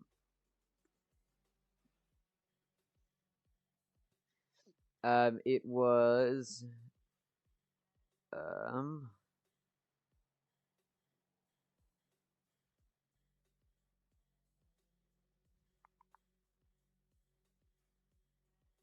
Governor. Yeah, Governor on Fracture. And he also played it on other maps as well. He liked to play it on Lotus. It was just sort of his thing was Governor. So that was the last time Neon was super popular in pro play at all. So we'll see. I mean, obviously that was in Challengers, and now we're in the Challengers qualifiers. So if there's time to switch things up and maybe try and make more history within the league, that's the time, right? Um, but yeah, I mean, clearly, I mean, Carr is popping off right now. He's had a very good day already. He had an average ACS of like 305 or something like that in the previous series that they played. He just dropped, I mean, 350 ACS and 40 kills. That's absolutely disgusting for for a player to hit in one map is insane, right? Again, I said it when we looked at his ACS before the match that he had on the previous series where he had 28 over the course of two maps or something like that, and I was like, or sorry, over the course of one map, and I was like, some players don't get 28 over the course of multiple maps in a series. And now he just dropped 40. There are definitely a lot of players that don't drop 40 over the course of 2 maps, and Carr does it in 1. This is not a player you mess around with. Regardless of how 1-3-7 fares, I would be very surprised if we don't see Carr in Challengers, and I'm serious about that. Like, this is a kid you are looking at and definitely looking excited at to see how they fare. So we will see. We'll see how Carr, approaches this on Breeze. I would love to see maybe the Chamber come out again. It's been a while since we've seen Chamber have this much success. Every other time I've seen somebody try Chamber, it's been I think I've seen people do it in GC. I've definitely casted a few tier 3 tournaments where some people still try and pull it out, but I've never seen it have this type of success. So if it comes out on Breeze, I would not be surprised just because of the success that they've had, and just because of the length of time since we last saw them on Breeze. The last time we did see them on Breeze, although it was only a month ago, they didn't have success on it, and so there's been a month of preparation in between now and then. They've had a month of time to really figure out how they want to approach it. So that's sort of what we're looking at there. But you can see, right, Riku doing a very solid job for the Glazers. Of course, again, Riku was on DSG last year, so this is a team with ex-Tier 2 players as well. We've seen a few of those here, just trying to get back into the Tier 2 space, right, trying to get back into Challengers. And we do have Riku going 24 and 23. Very powerful job. 237 ACS and 2 first kills. Very solid. over on the other side, I mean, you can't. I mean, you can't compare these two players. They're just two different levels of players. It's two different breeds, right? You have 40 and 18 for Carr, an absolutely insane scoreline to look at. 354 ACS. I mean, again, like that's just an insane ACS to look at in this type of tournament when we're this deep into it. Like we are at the end of it, you know.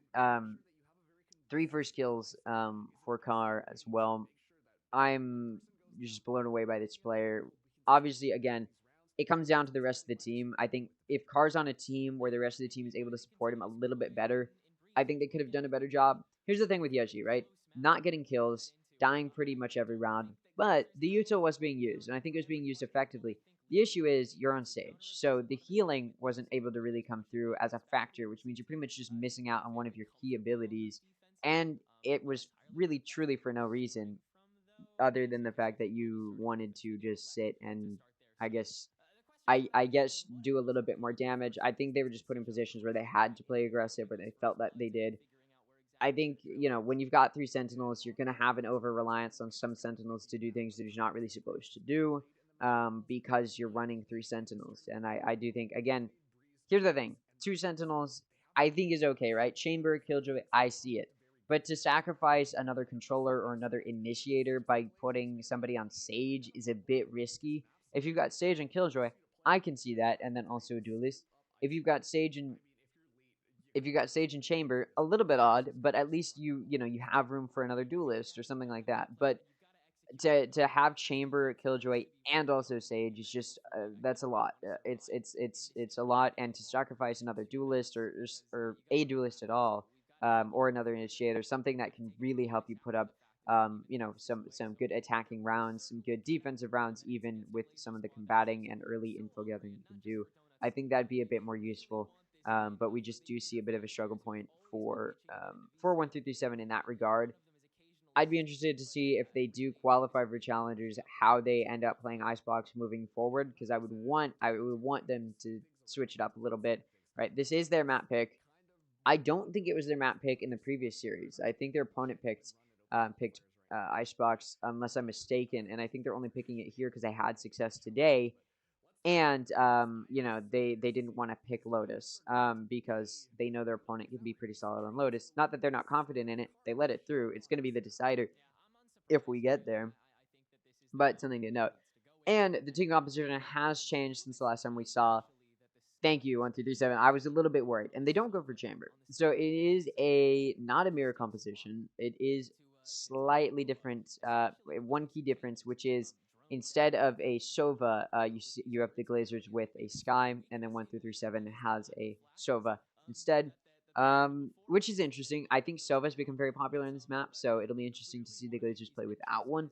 It's not the end of the world, though. I think they can provide similar util. I think teams are going to start to just favor Sova more, especially with the way that Sky is being nerfed pretty aggressively, so I'll definitely be looking to see how many teams start to use it more on maps like these where they're bigger. You can do a little bit more.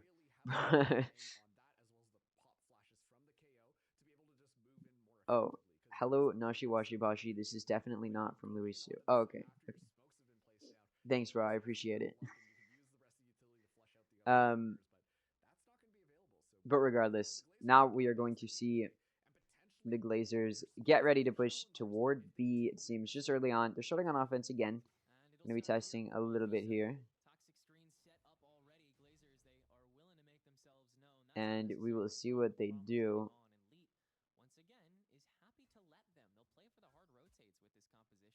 And that recon dart from 1337 does push back some of that attempt at maybe pushing up towards pillar. Those players pushing out through elbow are going to be spotted. And now this B hit is going to start to be executed on by the Glazers. This is a very passive approach from 1337. They're playing extremely far back. Oh. That's crazy. Day one yapper is crazy. But yeah, the Glazers are getting ready, sort of just stalling out here, and it has allowed 1337 time to push out of a main. They are getting ready to do some damage here, and they already have done a little bit. Zachary has taken some damage. Doesn't matter, though. Precision and Ange are each going to find a kill. That's starting to shut down these players that are flanking. But Yeji, backed up by Fireball, now lurking a little bit around door. They're going to take out 2 to trade them off. Yeji is down to 15 HP, but Ange is down to 40, so players on either side are weak. Now Ange and Drone are on B side. They're going to plant this spike. We do see Riku in mid pushing up. I haven't seen Riku on Cypher in a long time, so this will be interesting for sure. And it looks like 1337 has actually backed up weirdly. Not going to be approaching at all. Worried about a possible flank from mid, I imagine, which is what is happening from Riku. They do all just decide to come through arches. And they are making their way down. Pyro in the back might be ready to use some util here. Riku coming in from mid, trying to do some damage. Drone takes out Yeji. Riku does go down. Pyro takes out Ange. It's just down to Drone. Oh, misses the shot onto the spike diffuser. Able to take out this. Okay, bad timing. Spike needed to be stuck there by Fireball just because of how long it took 1337 to really wrap around there. Because they went for such an aggressive play and then left B site so undefended. It did just sort of make it a bit of a predicament for sure. Glazers have decided to get a little bit of an anti-eco going, of course, off of a pistol round win. Pretty standard eco structure. Not unexpected.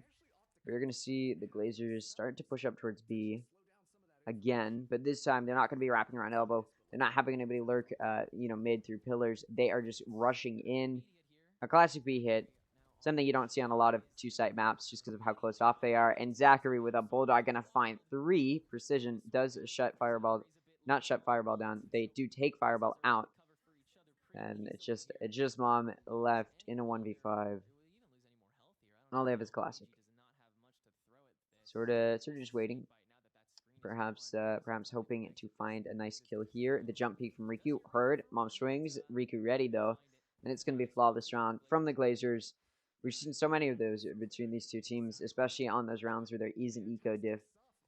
Or gun diff. And now we're moving into a gun diff for the opposite side. 1337 now with the gun advantage.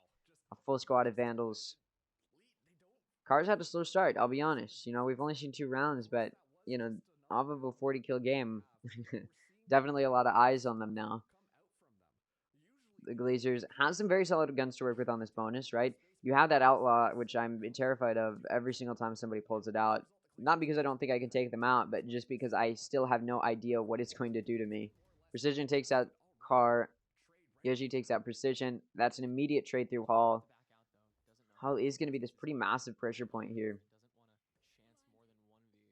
There is a trip, so as Zachary pushes up here, may get caught out. Waiting for this smoke to drop, getting ready to get in position. Ange watching with an Outlaw, hoping somebody swings. Nobody's going to, though. You're about to see this trip pretty soon here. Mom is watching it. Fight being taken. Yoshi's right there. Do they expect Mom to also be watching this is the question. Doesn't matter. It looks like they want to open door and push right over, possibly to A. It looked like the Glazers maybe wanted to go over towards a B after faking out A. But they're actually going to back up. They're going to go over towards A. 1337 thinks they might be baiting them out. They're sort of in this weird position. Pyro's sitting on site and going to be spotted and spot those players that are still coming. Going to try and do some damage. Oh, Ange barely getting away. They're going to get flanked up on. Yeah, Pyro could have gotten a kill. Misses the opportunity. Zachary's going to take out Mom. Fireball able to take out Zachary. And now it's a 2v3. Never mind. 1v3. Riku wins the Cypher duel. Yoshi will take out Riku. Ange is just watching, aware of how low they are. It doesn't matter. Outlaw's a one-shot kill to the body if you don't have everything behind you, and they did not. So that does mean the Glazers win 3 in a row. Really tough start. Really rough start for 1337. This is bad, right? I mean, they're going to be kicking themselves if they do lose like this. You lose Icebox, you were right there, and then you lose Breeze. So they do need to sort of figure this out. Losing 3 in a row, not the end of the world. I've seen teams come back from it. but it does put them on an eco here, and that does mean worse guns, and the Glazers have an opportunity here to get back into it, or not back into it, but to grow this lead even further.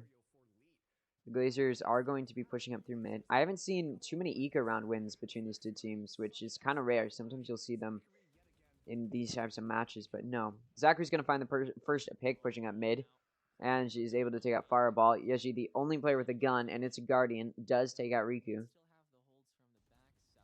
Oh, nice kill from Pyro. I thought they were going to whiff. Did whiff their first shot, but able to get the head tap and then the body shot to follow.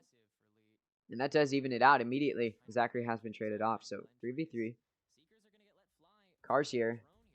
Has picked up a Vandal as well. Does whiff the shot. Rare whiff from Car. And now the Glazers are, yeah, they're getting out of here. Moving over towards A. The defenders can start to come in. Long fight for Car. And listen, you may be used to Chamber with that op, but not going to be able to do a whole lot here. Oh, drone perfectly ready for Pyro. Yeji falls as well. It's a 1v3. Car coming through doors. They know very well. That's the first time I've seen Vent used in a tournament, or in this tournament anyway, for anything other than dying. It's going to Car getting ready to push up here. And drone will take out Car. 4-0 as we do see the Glazers able to take a pretty massive advantage here to start it off. 1-3-3-7 now has some guns to work with. Car has that operator. We will see how they do with it. Null Command and Neural Theft are available for 1-3-3-7. One point away from that Hunter's Fury. The Glazers are actually not as close. They did, I believe, use Seekers in the previous round. So that is an explanation for that. They're 1 point away from that Neural Theft. And they do have that Blade Storm, so Zachary could do some interesting stuff, especially considering they have an operator. So this could be a good round for the Glazers. Both Jets with an operator, but one with a Blade Storm could make this difficult. Glazers does push, or do start to push up through mid. 2 going around elbow, the other 2 moving up through mid, 1 watching from on top of pillar. Precision is coming around. Kars does spot the jump peak, and Precision's out of there. Doesn't really want to deal with that one. Fireball takes out Riku. Cage coming out from Fireball to ward off this push from mid. Mom is here, hoping to maybe find a good pick. Precision is coming from main. They're going to spot that, and back's turn. Fireball is caught off guard. Oh, the Blade Storm whiffs all of them from Zachary. Mom going to punish, but Ange is able to trade it off. Still, though, that just does mean 1-3-3-7 is up a player. 3v2. Null Command is available as well. Precision 1 point away from their own, but no more opportunity to get them without killing people. Purple wall does start to come up. Ooh, Ange is wrapped around for very late lurk. Oh, but Car's ready. Nice quick scope onto Ange. That's the car I'm expecting to see. 1v3 now for Precision. And again, Car with a head tap with the operator onto Precision. That's going to be the defusal. And 1-3-3-7 does get their first round on the board. It does have to be, you know, they had to wait until round 5 to get there. But they do get there. And they do make it an expensive one for the Glazers. They did go into that with an operator. They were playing around just a bit. Glazers still can buy, but they're not going to have eco for very long if they don't start to pick it up a little bit. There are 3 ults available for 1-3-3-7 to do some pretty solid damage with in the Null Command, Hunter's Fury, and Neural Theft. Neural Theft and Null Command are also available for the Glazers, though. And they're 1 point away from that Viper's Pit. And on Breeze, that is a death sentence for the defense. Son of Car going to take out Ange. That is going to be first blood in the hands of Car. And player advantage for 1-3-3-7 for first time in quite a while. Started off. You see the Glazers getting ready to make a little bit of noise on B. Now they're aggressing in towards A quicker, and the pace is quickened faster than they're anticipating. Riku is able to find 2. Yeji and Pyro both go down. The neural theft can be utilized. They know where these players are. One's over on B. The other two are just hiding, waiting. Operator in Car's hands. Oh, perfectly timed flash. Zach can punish. Fireball goes down. It's now a 2v4. Looks like another flash wants to come through. Another flash peek potentially for precision. Doesn't though. It actually looks like 1337 will be saving. That's fair. Vandal and Operator, you've got some pretty solid guns to work with. And if Mom does survive, they don't even have to buy full shield. So again, when you're working with this low of eco, as much momentum as you can is the best decision. Zach is low and is spotted as they are trying to hunt these players down. Worried about somebody in arches. Oh, car ready. Again, Mom doesn't want to take damage here because they're trying to save this shield. And it looks like they won't, as it does appear as though the Glazers are just going to let them have this. Their eco isn't great either. They're just going to let them have this save. But that does mean the Glazers is allowed to have that 5th round on the board. However, 4 ults in the hands of 1337, this is going to be a dangerous round. And 1337 has managed to get another buy going off of those 2 players who saved with an Operator in the hands of Car. There's going to be a Null Command, a Blade Storm, a Hunter's Fury, and a Neural Theft, all in the hands of 1337. There is a Viper's Pit and a Null Command in the hands of the Glazers. 12 points away is a Viper's Pit for Mom G, but it's not really going to be a factor this round. Hunter's Fury immediately comes out to try and stall this push into B. I believe maybe a little bit out of range there, potentially. Not sure, though. Regardless, it does do... Actually, I don't know if it did any damage, if I'm honest. But it does ward off that push. It stalls it. So to an extent, it's a zoning ult, right? You're just using it to push these players around. You're hurting them. But you don't hurt them. And now we do see the Glazers pushing up. Oh my god, they all walk through the snake bite, all vulnerable. Wouldn't matter because Mom hits them all in the head. And ready to return fire. Gonna get a head tap onto Car.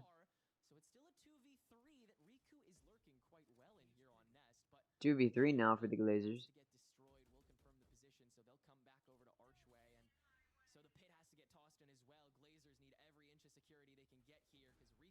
Now they do get ready to push up here.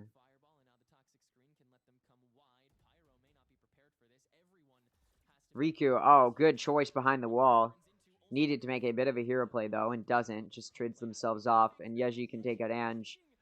Good round for the Glazers in an attempt to try and close that out, but 1337 did a really good job of playing off of that impressive 3K from Momiji. And now it does make this a 2-5 scoreline. Still, though, pretty massive lead right now for the Glazers. The defense does have a bit of a hard time on this map compared to some other, 2-site maps, like I said, in Split. But, it's not the worst. It's not the worst for the defense in the world. I definitely think 1337 can still put up some good numbers, and they're definitely going to need more than this right now. They do not want this much of a lead for the Glazers going into next round. So, stop does have to be put to it at some point.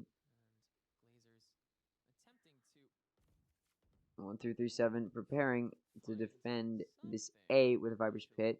The Glazers are wanting to test this. It looks like they do want to go A. Got some players pushing up Hall. Using that Poison Cloud lineup to do a little bit of damage. They get a good flash running in through door. Oh my god, Ange is able to find a kill onto Momiji. That's the Viper's Pit down, but Zachary is down to 8 HP. Massive kill there. Precision's being flushed out here by the fragment. Beautiful use of Molly. Zachary is able to take out Car, surprisingly, despite being down so low on HP.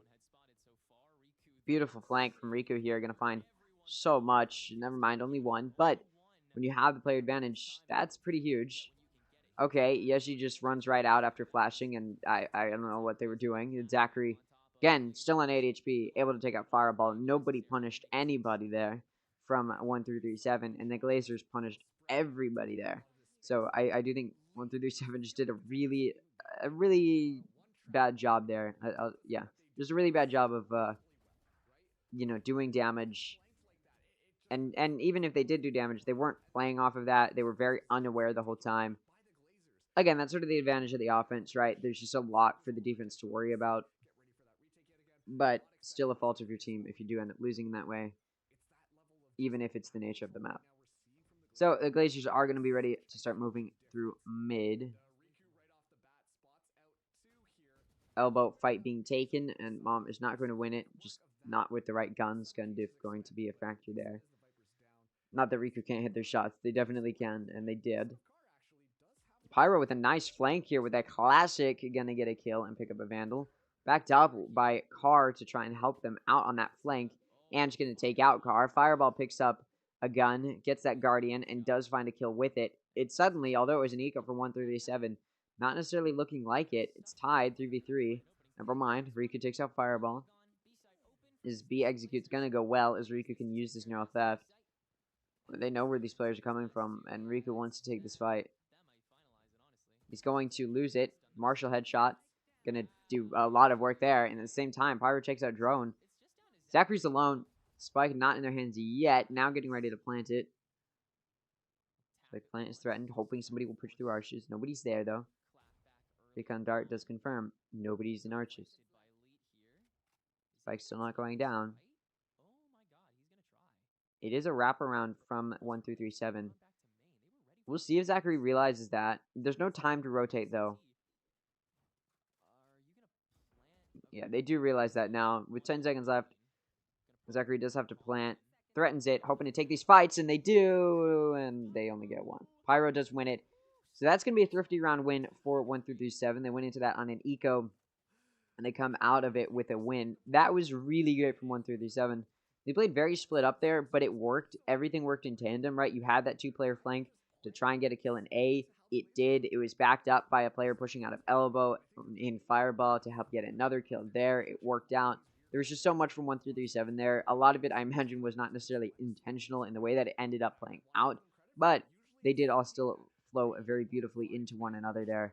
And despite that neural theft making it a bit difficult, I do think the Glazers may have just overcooked there a bit. We do see Son of Carr push out, try and get a kill. Punish, though. It takes a bit of damage. Meanwhile, Riku going to take a Fireball out in mid. And wants to take this fight around Pillar. Going to win it as well against Pyro. Drone takes out Carr. And now it's looking fairly hopeless if you are 1-3-7, as you are just in this 2v4 with 2v5. Seekers do come out. They know where these players are. I don't know if I've ever seen a Seeker go through the vent.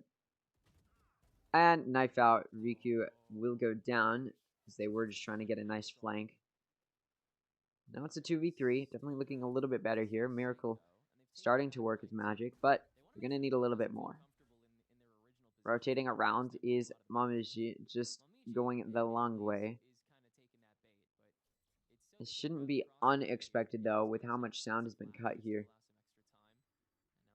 It also almost feels like Yeji's stalling a bit, but it doesn't matter. Still just not going to realize in time, and Mamuji able to find a kill. Zachary has an operator. Oh my god, a nice flick onto Yeji and going to find the kill there. Not going to get the same flick onto the other one. Going to try and maybe stick it. Drone's right there. Worried about the operator as well. That player's not there anymore. They did drop. Does Momji know that? No, and the Classic is going to finish it off with a head tap. That's going to be a round win for the Glazers. They've now taken the lead going into the next half. 1-3-7. They want hope. They should probably get the last 2 rounds of this half. I think I can say that they're going to win there. This is the start of a very big back and forth, though. And for 1-3-7, this is the wrong side of the back and forth because they do have to keep taking ecos. And although they were able to get a thrifty earlier, I'm not so sure they'll be able to do that here, as I don't think the Glazers will play as unaware this time around. Blitz available for Zachary now. Null Command and Neural Theft are available for 1-3-7. We will see. I don't know how many of them will be used here. Neural Theft might be. I don't know about the null command though. Aggressive play, trying to push out a B. That is a long wraparound for. That is a long wraparound for Carr. Okay, but Zachary's ready for it. Yeshi gonna take out Riku. Pyro is ready to try and find a kill with the Sheriff. Zachary pulls out the Bladestorm and finds a kill onto Mamaji. Expends 3 of the blades over towards Carr. Does not do a whole lot of damage. Neural Theft comes out. I said we might see it, and we do. Oh, Yeji's going to have a beautiful spot here. Only finds 1, but that does keep it even. There's an eco out, and Fireball only has a Sheriff, so probably would have wanted a little bit more than that. But beggars can't be choosers. And this is still a very good spot here. If you are or Fireball rather, and Ange will fall. This Fireball gets that final kill, going to be able to defuse this spike. And now it's going to be 4-7. So they do get another Thrifty. They are able to recreate that magic. And again, it came down to 1-3-3-7, taking aggressive fights, but playing very split up in those fights, and it all flowed beautifully into one another. Everybody's seeing their opportunity to take aggressive angles, and they did it, and it worked out. Now they're back on a bye. The Glazers are on an eco, or it looks like an eco, because so many of them are in Sheriffs. They're forcing here. This is a force buy, and only 2 of their players have guns, because the rest of them just don't have money after how this back and forth has gone. So 1-3-3-7 is in a really good position here. The Glazers do have an opportunity to get a thrifty round win of their own.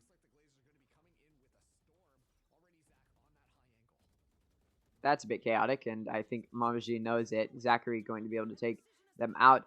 Sheriff kill onto Fireball. Ooh, nice Hunter's Fury usage. The null command tried to come out to try and stop it, but it was expended and not able to get used in time. 3v3 now. I don't know if I've ever seen that where the null command gets destroyed, but or where you use the null command and die before it activates, I guess. I don't know. Anyways, Carr able to take out Drone. Ange immediately trades it back. This Viper Spade is really hard to push through. But they have pushed Ange back, so now they can just wait for this smoke to drop. Ange going to take out Yeji. Smoke now drops. Carr able to take out Zachary. Health coming back. Time is of the essence. Kill comes through, and Carr will be able to defuse. With a 3K on the round, Carr does find some success here, and will get the 5th round on the board for 1-3-3-7. And now we do move into the second half. 5-7 for 1-3-3-7. Not looking amazing, but I did say it's a bit difficult for the defense on this map. And now the 1-3-3-7 does get to move into the offense, so there is a very good there's a good opportunity here. And we will see where it goes. As 1-3-3-7 does make their way. Looks like maybe they want to try and take mid. Mid, obviously, a lot bigger of a factor on this map than on Icebox for this team, now that they do have a duelist. And, of course, they're not running Triple Sentinel.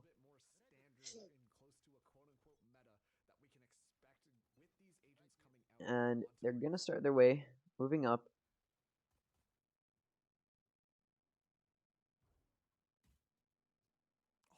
Cam does go down.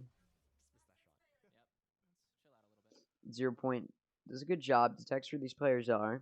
Yeah, she's pushed up in hall. There's no trip there. So Yeji could get a good angle here. But he's just going to stay stagnant. That was an awkward fight from Elbow. Drone takes out Fireball. Pyro takes out Drone and Zachary. They are on 1 HP. As my voice decides it wants to kill itself. Carr does take out Ange. Now it's a 4v2. Yeji takes out Precision. It's now a 1v4. Riku, still a very good player. I don't know if they're going to make this magic happen. They do destroy the knife. 0 point, no longer a factor. Moving up further. And Pyro will take Riku out. 3 kills for Pyro on the round, and that's a pistol round win. That means 1-3-7 can immediately try and tie this up.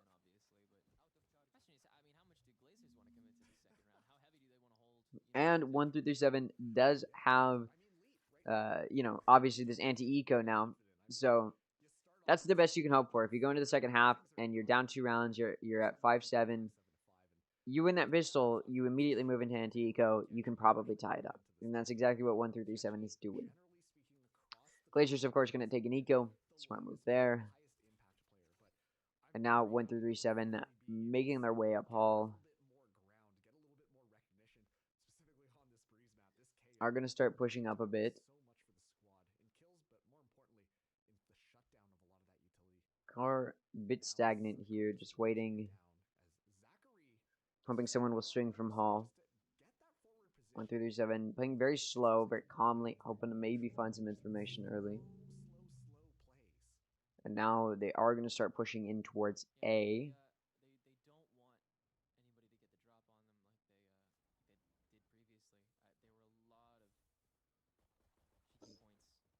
And they are. Ooh, Car able to take out Ange. Nearly dies themselves through the smoke, but they are able to get a kill. Spike can now get ready to go down.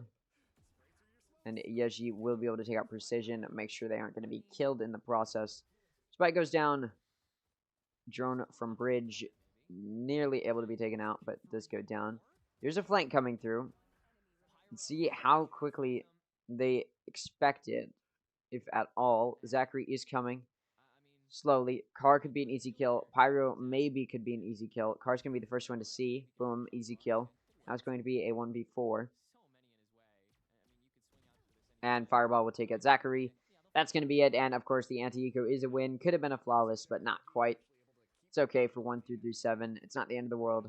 They did have one of their players saving a bit of a gun. They've got some stuff to work with. And 1 through 7 now ties it up 7-7. The Glazers on a full buy. 1 through 7 taking a bonus. They've got some pretty solid guns to work with. 2 Guardians, 2 Vandals, a Bulldog. They are definitely working with something. So we will see what they do with it. 1 through 7 just work their way up through mid now. Make their way around pillar. Never mind. Gonna back up here. You do have that elbow lurk in Fireball. You can sort of just sit there.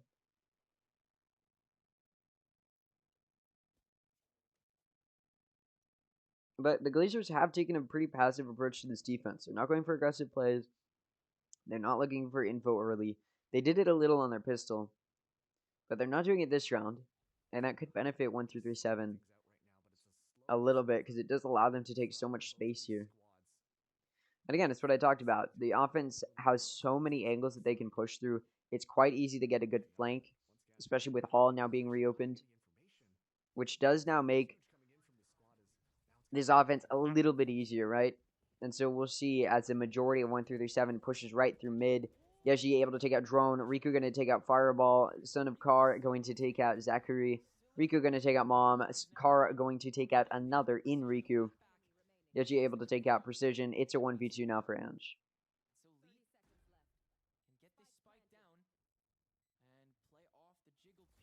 Full blinded. Beautiful Bob Blast from Yeji. And not enough time to look away. And Angie will go down. Or Ange, sorry. It's now going to be 8-7 as 1 through 7 is making their way closer and closer towards widening this lead as best as they can. Again, they need this map. They don't get this map, it's over, right? The Glazers are 1 map away from victory and qualifying for challengers. I don't think 1 through 7 would like to let that opportunity slip out of their grasp. No more lower bracket. This is the lower bracket. If you lose here, you let this qualification slip out of your grasp. And for 1 through 7, they've spent a long time fighting through this lower bracket. A really long time. They do not want to let it all go here. 1 through 7 taking a bit of a fight here. Being a bit of defaulting, but Mom is going to be the one fighting a bit in towards A main. They definitely look like they want to gear towards pushing through A main. But off of that Viper playing so far back, they're very aware that this could be a different sort of play. Keep in mind, by the way, 1 through 7 won 3 in a row here, which is what the Glazers did in their first half while they were on offense. And again, it puts the Glazers on an eco, so Glazers, or sorry, rather 1-3-7 has an easier go of it to try and grow this lead even wider. Glazers are trying to make this flank work. The spike has gone down, but you do see 1-3-7 very aware that this flank is a potential weak spot. Timing going to be a factor here, as and actually no, going to be caught out by Mom, who's watching it. Car able to take out Zachary. Pyro going to take out Riku. There's two players that are trying to push onto the site. It's just down to Drone, who's coming from Hall, and they do fall. Now it's going to be a 9-7 lead for 1-3-7, and they find themselves, as they did on Icebox, looking towards trying to make a run for that match point. Timeout going to be taken by the Glazers. It's the first time out in the map. And to be fair, that's because it's been very back and forth. Now, the Glazers are taking a timeout here, which I think is interesting just because 1-3-7 was in the same exact position in the first half. They didn't take a timeout. They immediately bounced back, so I guess the Glazers are just a bit concerned about their ability to perform when they might need to. We do have a Neural Theft and Hunter's Fury for both of these teams. Or for either of these teams, rather. Hunter's Fury for 1-3-7 and Neural Theft for the Glazers. They are 1-3-7 is one open away from a Blade Storm and a Neural Theft. Neural Theft, honestly, is very, very cheap for what it provides. Is the more that I've watched, you know, Valorant, and the more that I've seen Cypher, I think Cypher's one of the. I feel like he's just the most stable Sentinel at this point, where you know if you pick him, you're gonna be doing all right. He works okay on pretty much every map, and so if Killjoy doesn't work, immediately you could just default to Cypher. Anyways, Neural Theft, Hunter's Fury, again in play. Hunter's Fury 1-3-7, Neural Theft for the Glazers. Glazers hopefully are going to figure out how they want to restructure this. I have no ideas because, of course, they've been on Ecos for a lot of it or had gun advantages, so we'll just see how they play now that it's another full buy, or not another, but the first full buy from both sides. Because the Glazers did lose their gun advantage against the bonus that 1-3-7 had. It wasn't a very big gun advantage. Again, 1-3-7 went into it with a lot, but regardless, still did lose that round. Zachary fires a shot a little bit. They're sort of looking here, maybe, from top mid. Dude just decided to back up, though. And Fireball waiting right around this corner. Cypher Cam does detect precision. He swings around, and to my surprise, the Glazers just completely unexpecting it do lose two of their players there because of that. So Fireball going to be feeling pretty good about themselves. And now it's going to be 3v5 for the Glazers. They're taking a very passive position here. Are they might be saving, maybe. Never mind. Drone looking at a box, I suppose. Zachary going to take out Car. Cross being held here a little bit. But Ange is still able to catch Fireball. Yeah, and it looked like maybe the Glazers wanted to save there. That was a very I don't know the word, a very assertive save. I mean, to be fair, 1-3-7 did lose a lot of their players there, but also they can definitely afford it. Right, Pyro's at 8,400 right now. Like there's money to go around. Hunter's Fury and Blade Storm are available for 1-3-7. Actually, speaking of Pyro being at 8,400, he should probably buy one of his teammates. He is about to max out, but I suppose not. Neural Theft is available still for the Glazers. Didn't get the opportunity to use it in that previous round, as Riku did go down pretty early. There's a Hunter's Fury and a Blade Storm available for 1-3-7. So, still pretty much the same ults here. Yeshi is one ult point away from that null command, so that could definitely become a factor this round. Especially because the spike is on him. So he'll probably be planting it. If they can get on site, obviously. And, again, trying to prevent that, does find one. Riku, holding close, does find two, and then three. Just down to Pyro now. And not even going to find another. Drone going to shut it down. That was a pretty solid round if you are the Glazers. And they really needed that. Their eco was not the best going into that, and they do get that win, so now their eco is bouncing back just a bit. And a lot of ults were expended there from 1 through 37. They used up that null command. They used up the Blade Storm. That was an expensive round. That was very pricey for them. So that does mean that they're only left with the Hunter's Fury. So very well played by the Glazers to get that round. And now they are very close to all of their ults, if not already up, like their neural theft. And that will make this difficult for 1 through 37. This time around, just going for a direct head-on approach.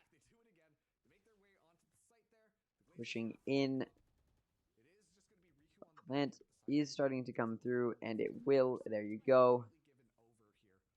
Cyphercam does tag 1. Ooh, Ange on the flank, the trip. The 1 second trip concussion timer does catch Ange out, and they will go down. 5v4 now.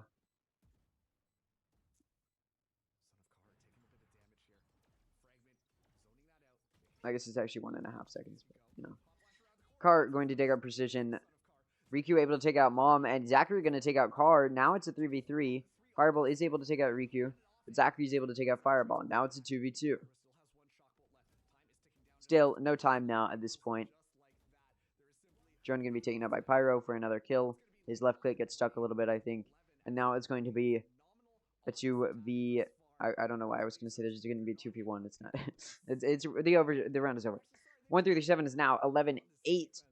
That's their lead. They have a 3-round lead, 1 round away from match point. Now, I'm a bit concerned looking at this because they were at that match point 12-8 against the Glazers on Icebox. And what happened? It was an immediate bit of a regret, right? It goes to overtime, and the Glazers end up taking it 16-14. So I'm a bit worried 1 through 7 might fall again, but they have been putting up a pretty solid performance across the board. It's not just Car this time. In fact, Car isn't even top frag. It's Yeji. The whole team is playing pretty equally across the board, and that's what's really going to carry 1 through 7 over the line, right? This is something I said they needed to work on, was making sure all of their players are engaged, which was difficult to do when you're running triple Sentinel on Icebox. And again, that left Yeji, who is on Sage, to die quite a bit. But now they're coming into Breeze. They've got a better team composition, a more standard one, and they're able to utilize all of their players. Maji, of course, going to be the controller, doing quite a bit of a good job there. And then Yeji and Pyro, the initiators, able to do their job. Fireball has been doing a very good job, catching a lot of good timings on Cypher. The Glazers take another timeout. They're expending both of their timeouts. This is their last one here. It's being used in the second half. As they did sort of need to figure out how they want to figure this one out and work through it. Because they are going to need to make a bit of a run here. I do think 1 through 7's just been doing a really good job. Again, taking advantage of some of the offense-sidedness of this map. They're playing around a lot, right? You've got a player in Fireball doing a lot of good work, you know, making sure to clear out mid on his own. He's catching players out when they need to be caught out. The Glazers trying to go for flanks or trying to wrap around, trying to do specific things that often work on other maps, just doesn't work on Breeze because there's too many of those entrances for you to confidently do stuff like that. And of course, 1 through 7 looking to punish all of that. Speaking of 1 through 7, they are going to start their way towards A. 2 players pushing in through main. Zachary was watching it. Has to be pushed back, though. Oh, pushing their door from Hall. Car does go down to Precision. Fire takes out Drone. Zachary decides to take the opportunity to fire an op shot and is punished. And op shot and gets punished. Precision is able to take out Mamuji. After expending that null command, they can now be rezzed. It's going to be a 2v2 currently. If Precision gets rezzed, it will be a 2v3, but I don't know if there's going to be a chance for that to happen. Spike is still not down yet. It's stuck in Hall. Pyro is going to get that kill onto Precision. Oh, Riku back turn might get caught out here. Oh, but the Silver Drone is used instead. Doesn't matter. Bit distracted. Riku falls to Fireball. Spike can be picked up. 30 seconds left, and this plant will be able to come through. And had been playing around a lot, wrapping around, doing some weird stuff. but they do end up coming around. They're just going to take the defensive spawn approach, it looks like. You do see 1337 doing a good job watching each other's backs. Perhaps they're more expectant of a flank than of someone maybe pushing through halls. And it's taking quite a bit of time to clear. And honestly, probably not necessarily necessary. Just because, you know, the clear count is so low. And actually, I thought they were going to die coming out of the utility usage. No, they still get a kill. But Pyro does shut them down. For 3 kills on the round is Pyro, and that's match point gained. Eco, kind of going to be a bit of a struggle for the Glazers coming into this next round. And they're going to have to make it work. They need 4 in a row to take it to overtime. And then they need to fight through overtime. And if that does happen, we saw in Icebox, overtime apparently goes pretty lengthy. So we will see what the Glazers can do. Bladestorm in the hands of the Glazers. Seekers in the hands of the Glazers as well. We will see where 1337 does end up heading. Pushing up here is a car getting ready to watch Hall. Deji backs them up, finds a kill onto Drone. The Bladestorm on Zachary was trying to do some damage. I think he hit 1, but nothing else there. Now it's going to be a 5v4. 1337 gets away with their lives. Still wanting to approach this Hall, and it looks like they will. Again, very aware that there might be Zachary with a Bladestorm waiting for them. Zachary's blade count is going to be a bit lower now, though, so this is going to have to be a very precise hit. And it looks like it won't be.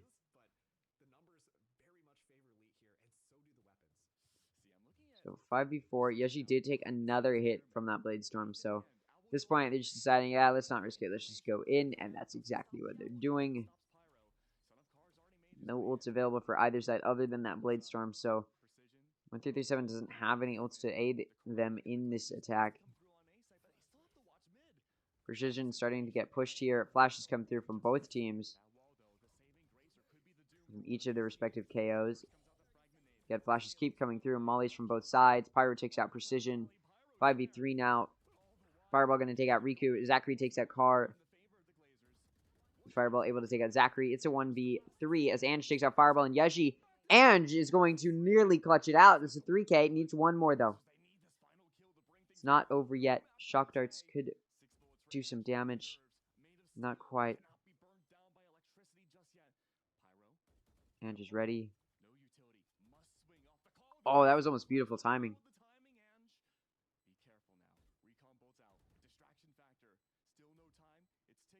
And Pyro just knew Andrew's going for it. And 1337 will take their opponent's map pick. They've traded them 13-8, though.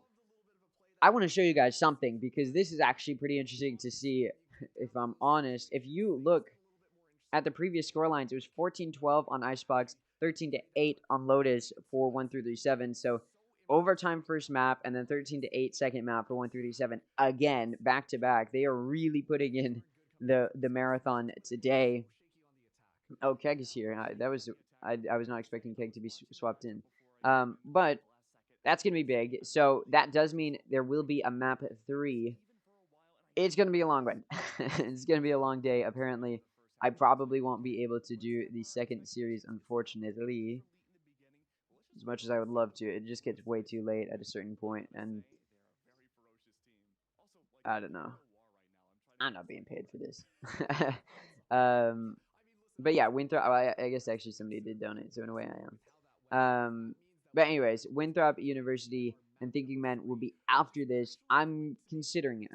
I'll probably have to take a break and then come back if that is what I decide to do. Which I might, because I do want to see Winthrop University play and Thinking Men. I was hoping Ambrosia would win, but they don't, so that's a bit of a struggle point, but it's okay. We'll figure it out. So let's just go ahead and take a look here at how Breeze went. Take a little look-see here. So the Glazers, of course, are going to be a bit disappointing. Precision only had, I did not even realize that. Precision only had 8 kills. Went 8 and 17, 11 assists. Obviously, you just press ult. That's an assist button, free assist button. And then you go up. You got your Viper top bragging 21 and 16. You only have 3 of your players above 200 ACS, and those that are below it are both at 130. You know, you're running with your duelist at 245. You're running with your controller being the highest at 291. And then your Sentinels at 218. On a map like Breeze, I do think that there's really an opportunity for other agents to shine. But here's the thing. We saw that the Glazers decided to opt for that Sky instead of a Shova, and then they didn't win, and Drone wasn't performing super amazingly. I didn't see a whole lot of that util be threatening, I'll say, to 1337. I think a lot of it was used as recon, which is fair. You have a KO already to do your flash initiation. You really only need a recon initiator in your Sky now. But here's the thing. If you want a dedicated recon initiator, that's why you go for Sova. Sova doesn't do damage. He does recon. Unless you're Pyro, apparently, because his shock darts are, like, insane. But for a drone, really, I think it would have been a better decision to go Sova there, and I think that was a bit of a decision that the Glazers made, and it did apply a little bit more pressure to precision, I guess, to sort of do a little bit of recon themselves. On top of that, right, 17 deaths, the most deaths, or the second most deaths on the team. You are swinging a lot, right? There's only 21. There's only 21 rounds. That's 17 out of 21. That's 4 rounds where you didn't die. That's not amazing, right? And again, probably just it came down to a lot of needing to peak a little bit more. There wasn't great recon on the team, so they were having to be a little bit more pushy with themselves. And on defense, which is the side that they struggled on, honestly, that shouldn't have been as much of a factor, but because you're not getting as much of that early info, it did sort of push them in these positions where they're playing retake or they're going for these weird wraparound aggressive plays, and they're just not finding content with it. Next on the chopping block, 1337 looked pretty solid this round, right? We didn't see Carr get an amazing 354 ACS on Chamber this time around. He goes on Jet, and I think he does Jet things. Honestly, when you have a Jet that's mostly on Operator, you don't even see them put up that high of numbers a lot of the time, unless we're talking like 10s or something. So you're not going to see those numbers be amazingly high. You're not going to see them dropping 40 kills. Chamber is really an agent that enables that type of play. Even with the nerfs. And so, it's not unexpected that Carr is only getting 14. And that's okay. You have a negative KD, but when the rest of your team is sort of making up for that now, right? Because on Icebox, he was getting 40 kills. The rest of his team wasn't really doing a whole lot, and that's why he was getting those 40 kills. His team wasn't able to trade him off. The team wasn't being utilized super well. And a lot of it was because they'd run for that triple Sentinel composition. Some util just wasn't going to be utilized. The trademark that Carr had was pretty much never going to be used because of the fact that you already have a Killjoy. Then you've got a Sage randomly, and that was Yeji, who was really just struggling to figure out how to use that, and it seemed like the team didn't really know what to do with that Sage. So then we come into Breeze. Now you've got a good team composition, and they use it beautifully. Pyro, your recon initiator, going to be on Sova. There you go. Purely recon initiator in Sova. 21 and 11, 249 ACS, 247 ACS for Yeji. Again, that player that didn't really get to shine on the previous map because they were on Sage on Icebox when they already had 2 other Sentinels, right? They were going to struggle, but here they do it well. 18 and 14. They only have 6 assists. They weren't even pressing the assist button. Then you've got Carr going 14 and 15. Again, still a higher rating just because of the types of kills that they were getting were trade kills, and their assist to death ratio was okay. But yeah, the cast was also pretty solid. Just a lot that goes into it. The rating's a bit weird sometimes, and I don't fully understand it, but it is a number that does prove this player was doing a little bit better for the team, and that's sort of what you got there. Then over on the other side, you have Fireball going 230 ACS. So you've got 3 of your players above that 200 ACS mark, which, to be fair, the Glazers did as well. But it really comes down to those other players that don't have that number above 200 ACS. And it also comes down to the fact the players that do have that number above 200 ACS are all putting up pretty solid numbers. And even the one that isn't has over 14 kills and has 185 ACS. Again, there's 2 players that were not putting up above 200 ACS. We're still putting up pretty solid numbers, and that number of ACS was also higher. You had 185 for Carr, who was not above 200. You had 174 for Mom, who was not above 200. So you had a very, very solid ACS for both of these players, and it really does just sort of enable this scenario where you've got this team that is putting pretty solid numbers across the board, even for players like Momji, which weren't getting as many kills. They still had 174 ACS. They were still doing some damage. And most importantly, their controller util was helping out sometimes. I do think they were going for some of those, solo plays a little bit here and there, which I think punished them just a bit. But regardless, they still did quite a bit of good damage there, and I think straight up 1-3-7 just looked a lot better put together. They weren't making some stupid mistakes as they were on Icebox. They weren't lacking some of that mid round decision making. They weren't really in a whole lot of positions where they were down numbers, and that benefited them a lot. On Icebox they were down numbers a lot, and they didn't really know what to do with that, and they were often playing grouped up. And if Carr wasn't there, or if Carr went down first, the other players weren't able to trade him off, and they would just die.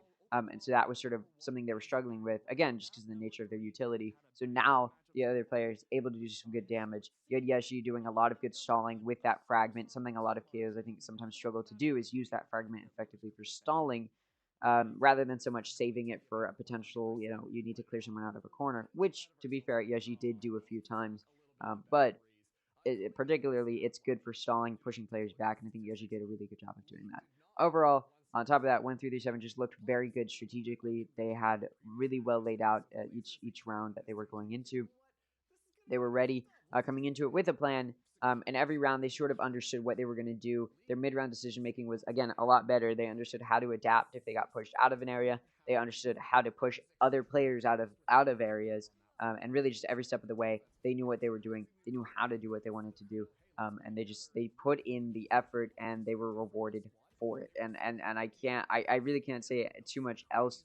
As far as what the Glazers need to do, I think this just came down to not necessarily being able to correctly appropriate the agents that they had. I think Precision and Drone had a little bit of a weaker performance. It's okay if you have one player with a bit of a weaker performance, right? But when it's, two players, that starts to weigh it down a little bit. And the rest of the players really did need to pick up those players that started to falter a little bit. And they really couldn't. And so that did hurt them a little bit. Again, coming down to some of that util, I think a Sova would have been better than a Sky here. I think this composition can work. I think the Glazers just weren't necessarily able to make it work. Some of their mid-round decision-making was not as good. They didn't know what to do when they were down numbers. They couldn't trade each other off super easily because they were playing so split up a lot of the time. And they were getting punished in that. They tried to go for these split wraparounds, maybe try and pinch the other players. Really were never working. And so I think that started to punish them. It worked okay in the first half, but that second half, you're on defense. You can't really be splitting up too much, and your retakes end up where you're down players. They have a really hard time effectively doing it. They're getting corralled a lot by 1-3-7. They're getting stalled out a lot. They really just had a very hard go of it. So moving into Lotus, I am expecting a bit of a safer performance from both of them. And speaking of, oh, by the way, post plant, every time the spike was planted for 1-3-7, they won. The Glazers, to their credit, got more spikes planted, but they didn't win as many post plants as 1-3-7 did, as they did lose four of the 11 to make it only 7 out of 11. 7-11. There you go. But one thing we can talk about a little bit, obviously they're just sort of just going to highlight everything I was already highlighting. So one thing we can talk about a little bit is the Lotus performance. So the Glazers, 1-3-7, as I mentioned, did play on Lotus last map, and they went for this pretty interesting composition, which you don't see a whole lot. Sorry, I was thinking they were the ones on the Gecko. Never mind. But they are going for pretty much no flashes here, which you don't see a lot on Lotus. And they are running double controller, which I think some teams have started to stray away from. Some teams still really like it, but I also think a lot of teams have started running double initiator. And I do think there's some points where I see teams still trying to switch things up, especially like which recon initiator they want to use. I've seen Sova still be used a lot, but I do think Fade has started to become the default on Lotus just because it's a lot easier to use some of that Fade util. And I think it really benefits Fade a lot. But anyways, regardless, 1-3-7 has played on this map, and they did play this composition here where they were running Killjoy, Raze, Viper, Astra, and Fade. And I expect to see Lotus again, I expect to see this composition on Lotus again from them. Carr, of course, went above 315. Weirdly, I think when he's playing on Jet for whatever reason, he's not quite able to, I think, utilize the util as well as he needs to. And I think that I think was bringing him down just a bit. But so this is how it went for 1-3-7 most recently on Lotus. If we take a look at the most recent from their opponent, we can go all the way down, all the way down, all the way down, and it was in the round of 64. So it was day one. And this is the composition that they ended up running. And it was a bit of an interesting one. They're running Gecko. I think I've started to see more teams run Gecko since the changes to Lotus, and I think part of it is it can be a little bit more conducive. They're also running Cypher, versus like 1-3-3-7 is still running Killjoy. I honestly think Cypher, just because of the way things have been opened up, have started to become a little bit more popular. I think teams were already starting to use them before, and I think even with the Killjoy nerfs, that sort of almost helped it a little bit, push Cypher a little bit more into the limelight. Initially, after the changes, I casted a tournament the day of the changes, and they did switch it up a little bit in the sense of like using the turret and whatnot. Um, despite knowing that there were changes, they still just played like it had usually been played. And now we're starting to see teams play around the fact that it's a little bit easier on the defense now. It's a little bit less offense sided. And so Cypher started to become a little bit more useful. KO is an interesting choice as well. You don't see KO at a lot on Lotus just because there's not as many lineups. Usually you'll see a better initiator because this is their sort of a flash initiator. And they also have Gecko. These both apply similar util in the sense of like aggressive initiating util, almost like flash initiating util, rather than so much recon, especially Gecko. Gecko does not have a lot of that util that's like super recon oriented. I think they all do recon, sure, but I don't think it's as much so like Fade or Sova where it's going to be pinging where players are. It's more so like, here, let me throw this flash out. It's sort of like Sky's util almost. Like, here, let me throw this flash out. I have a molly that I can use, which is interesting. And then I've got sort of like a raised boom bot basically that can also plant the spike. So it's going to be interesting. I've seen more and more teams running Gecko on this map, and it looks like actually we're already into it. Okay, I've been talking for a little too long, and and we're already into it. So getting started here. The Glazers are going to be on defense. They're up 1-0 to start it off. All right, as I was talking about their composition. But thankfully, we looked at what comps these teams were likely going to be running, and they both did run them. So we'll see where 1-3-3-7 decides to take this. Now that they started off down, this is good for the Glazers because, again, I think even with the changes, Lotus is still a slightly offense-sided map, even if it's not as much as it was before. I do think also with the changes right now, it's going to actually tilt a little bit to the defense even more, just because teams aren't necessarily used to playing against teams on this with the changes. We'll see if that changes now, but regardless, the Glazers are going to be on a pretty solid start here with an anti-eco. Okay, Zachary through the wall gets a nice wallbang kill onto Momiji. And going to take out Fireball. I've recently heard a lot of higher ranked players and pro players talking about possibly using more of this Ares Odin spam through the wall in A, and I think on Cypher that might be perfect. And we already see them get 3 kills, so I think Zachary's doing something right. And she's gonna take out Son of Car, not Son of a Car. And Drone will take Yeji. And it's a flawless anti-eco. Again, this is looking a lot like what we saw in the previous 2 maps. It's specifically a Breeze with the way that the pistol round winner is able to dominate pretty heavily. I will say, going to this bonus, not, just going to be standard guns. You got Spectres, you have an Outlaw, you have an Ares, so 1-3-3-7 is going to have a decently easy run of it. Pyro is on a Guardian, so that'll be interesting. But the rest of the team does have a Vandal and Phantom, so this should be going 1-3-3-7's way. We'll see. They're expecting an aggressive play. It looks like it will be out of B. Fire. Okay, and they whiff. Fireball whiffed just a bit. Could have maybe found some punishment, but not going to. Health is low, though. So the Glazers will have to deal with that. This drone is at 16 and Ange is at 47. It is odd to not see Sky on this map.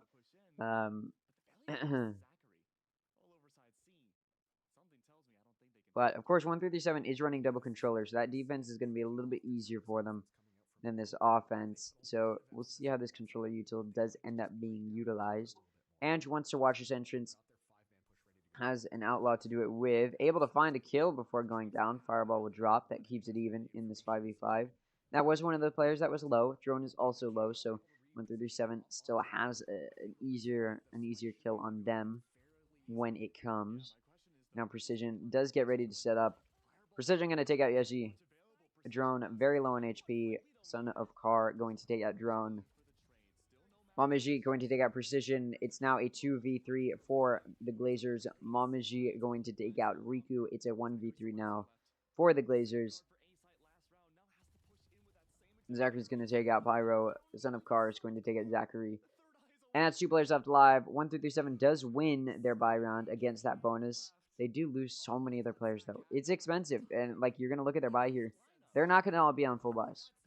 They just can't afford it. So, that is something to think about, to look at. Yeah, I'm definitely not doing another series after this. Like, my voice it's degrading. I'm actually going to, like, break something if I keep going. Actually, I haven't done it before. I've casted before when I was sick, and then that killed my voice, and I lost my voice after that. So, I'm going to try not to do that here. Neural Theft available for Zachary. And the Glazers are ready to defend. 1-3-7 was able to scrape together a bye. Okay. Did have to, sacrifice some util maybe. A little bit of shield. But they will have guns to work with. That is important. 1-3-7 does get ready to work their way up towards C. And Drone may be going to be able to stop it. That Nanostorm does push them way the far back. And now we're going to see 1-3-7 moving perhaps towards B. Astra Smoke does prevent them from wanting to get too much vision. We do have Mamaji doing a little bit of a lurk towards B. And Ange is in this left corner inside of B. There is a Cypher Trip as well. Ooh, Smoke goes out to allow them to get away. Drone going to take out Son of Car. Son of Car pulls out the Showstopper to take out Drone, and this site is going to start to be cleared out. Moji able to get some smokes down. A spike will be planted, I believe. Yeah, 20 seconds. I thought for a second maybe they were going to try and rush over towards A. So that is one thing about Lotus. The reason Lotus was so often cited for so long until the recent changes is because it's a 3-site mount. That helps you a lot. The defense has so much to worry about, similar to what you saw on Breeze. But also, it's so easy for the offense to rotate. It's ridiculously easy with so many of those doors and entrances in those main entrances. A trade pick comes through from either side. Momaji going to take out Ange. Momaji going to take out Zachary as well, and that's about it.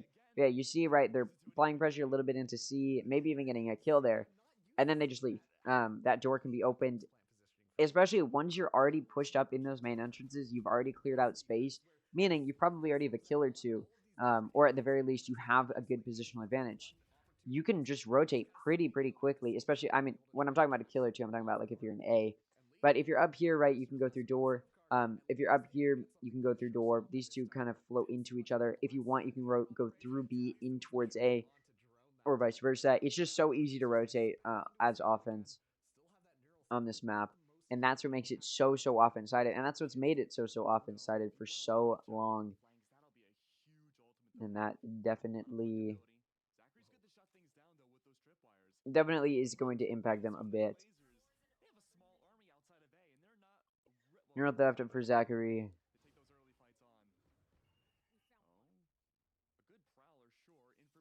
And we'll see if it does end up getting used.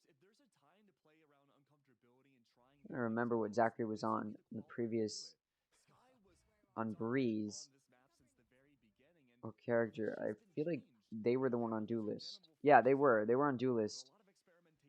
So they've actually swapped roles here, so that's interesting. To be fair, Raze is played very differently from Jet. So it's fair, you know what, all fairs, all is fair, but still interesting. Versus Carr going to continue to play on Raze, and he's had a good performance on Raze already today, so I don't think I'm too worried about his performance here. And now 1-3-3-7 rushing in towards C, maybe able to get this spike down. Perhaps Zachary wants to stop it, and he does. Nice head dab through the smoke. Okay, might be back there, and now we're going to see 1-3-3-7 get ready to plant the spike. But time is of the essence. Ange takes out Mamaji. This spike does get to go down. Okay, sorry, that was chaotic. The players that were defending that spike It's going to be so difficult here for Fireball, and especially now that you're flashed. And yeah, Ange just going to take them out. And that does mean that this spike can be diffused. And ults are already up over here on the Glazers. You have that Cosmic Divide. And yeah, Cosmic Divide and Null Command are up and ready to be used. Showstopper's also up for drone, so those could be huge here. 1337 is getting ready to put these ults into action. I mean, this is certainly going to be interesting. I'm interested to see where this does end up heading. I'm going to quickly check actually. Where did, let's see, 113 to 8. So 1337 did start on their defense against Nightblood Converse, and that's when they won. That's when they won on Lotus. That's the series they won before this. So you know, they're definitely. It looks like they're gonna have a better defense, maybe potentially, than they did on offense. It actually looks pretty even as far as where it would have gone, but they did start on defense and did end up winning. And they got 7. Yeah, they got 7 on their defense. So I think as long as they get 5 here, they might be able to make something work. I do think this has started to look more and more defense sided. Almost, it almost feels wrong to say that about a 3-side map, but I'll be honest, it's definitely a lot harder to play around as it was before, because it's just so much easier to hold those main entrances, which makes the initial hits harder. You can still rotate pretty quickly, so if you get players out of those positions, you're in a pretty good spot. Regardless, I keep saying regardless, I'm going to stop now. 1337 does start pushing in towards C. Ange takes out Car, Fireball takes out Ange, and this site execution does start. Cam out, doesn't spot anything, and that does mean 1337 is running all the way over towards A. I did talk about how easy it is to rotate. Usually it does not mean running through your spawn, but in this case it does, and it may work out for them. That Nightfall does come through. It's not going to hit anybody because nobody's defending a site, so in a way, this has definitely worked out in the favor of 1337. Null Command does come out to help with the retake, and it's honestly mostly about stalling here, so that way the team can get some of their util out. Pyro decided to swing as soon as that Showstopper got used and does get taken out. Zachary just take out Fireball. Amici, though, just trade it off, so that player pushing through stairs is gone. That's going to be a 2v3, and remaining 2 players are in tree. Wingman's trying to defuse this spike, and he's going to be able to. Yep, there you go. Just going to stick it. Drone gets 3. Now that's going to be a pretty sad round loss if you are 1337. Now they have to take an eco. They did spend. They forced. They continuously were like, no, trust this will be the one. But it was not. To be fair, they did come out of a pretty rough round, so I think they just wanted to try and get this back because they're struggling a little bit, right? They don't want to give up this lead, make it super wide to the Glazers. Both teams right now are 1 map away from qualifying for challengers. They want this so badly. For the Glazers, it's about getting these players back into challengers to prove themselves as they weren't able to last year. And for 1337, it's about really truly just showing that this team that's been thrown together and hasn't even been together for a super lengthy amount of time is ready to put a very solid fight together and prove that new players are ready to enter the challenger circuit. Fireball, nice head tap on precision. Unfortunately, it's a long range Sheriff headshot, so it's not going to do the kill, but precision is down to 2 HP, so you sneeze on him, he's dead. You look at him the wrong way, he's dead, so just help 1337 a little bit here. And now 1337 does start moving their way towards B, pushing down main. And we do see Riku here ready to defend it. He's close, and he's going to move off of the flash, and he only gets 1. And he drops a gun. So, it's still going to be a 4v4. Damage has been done, though. 1337 is very low on a few of their players. Precision, speaking of low, is still very low. I mean, there's no way he would have healed, so obviously he's still going to be low. But oh, Ange waiting for the rotate, perfectly timed. I was actually going for the flank and then rotated, and then was turned around to see the rotate. My brain is wrong right now. Regardless, Spike does get to go down. I don't know if you can wallbang that. Okay, I should just quit. Okay, nice kill there from Zachary with the off shot through the wall. Spike's still gonna get planted though. That was just really, truly unfortunate timing, or an unfortunate situation. I think perhaps maybe planting a little bit further out of that corner could have been nice. I think that benefits the defense a little bit more, but and I don't know necessarily that they were expecting that, but very nice kill regardless. Good for Zachary there, and now it's going to be 5-2. As although it looked like maybe 1-3-3-7 was going to make some thrifty magic happen as they had on Breeze in the first half. Not going to happen this time around, and so they are going to have to struggle just a bit. We do see Mosh Pit come through, going to push back any players wanting to go maybe in through C. We do have 2 pushed up. Pyro is waiting here. Dodges all of the recon util that might be there. Still might get cleared out, though. They do. Oh, my God. So long Pyro was waiting there. And still there's going to be a push out that clears them. Very smart from the Glazers, obviously. Push is coming onto the A site now, though, as the space has been cleared out successfully. Spike does get to go down. Post plant can be set up. There is going to be a 2-player flank coming through. Mom is going to be the first one to see it. Doesn't get hit by any of the paint shells. Good timing there. Fireball going to take out Zachary. Mom going to take out Precision. They didn't know that Mom was here, and that's why they were sort of very quick to turn their back after that paint shells didn't find anything. Because usually how that works, usually that does work, but they weren't quite able to get around to the other side of Ruins quick enough to see it.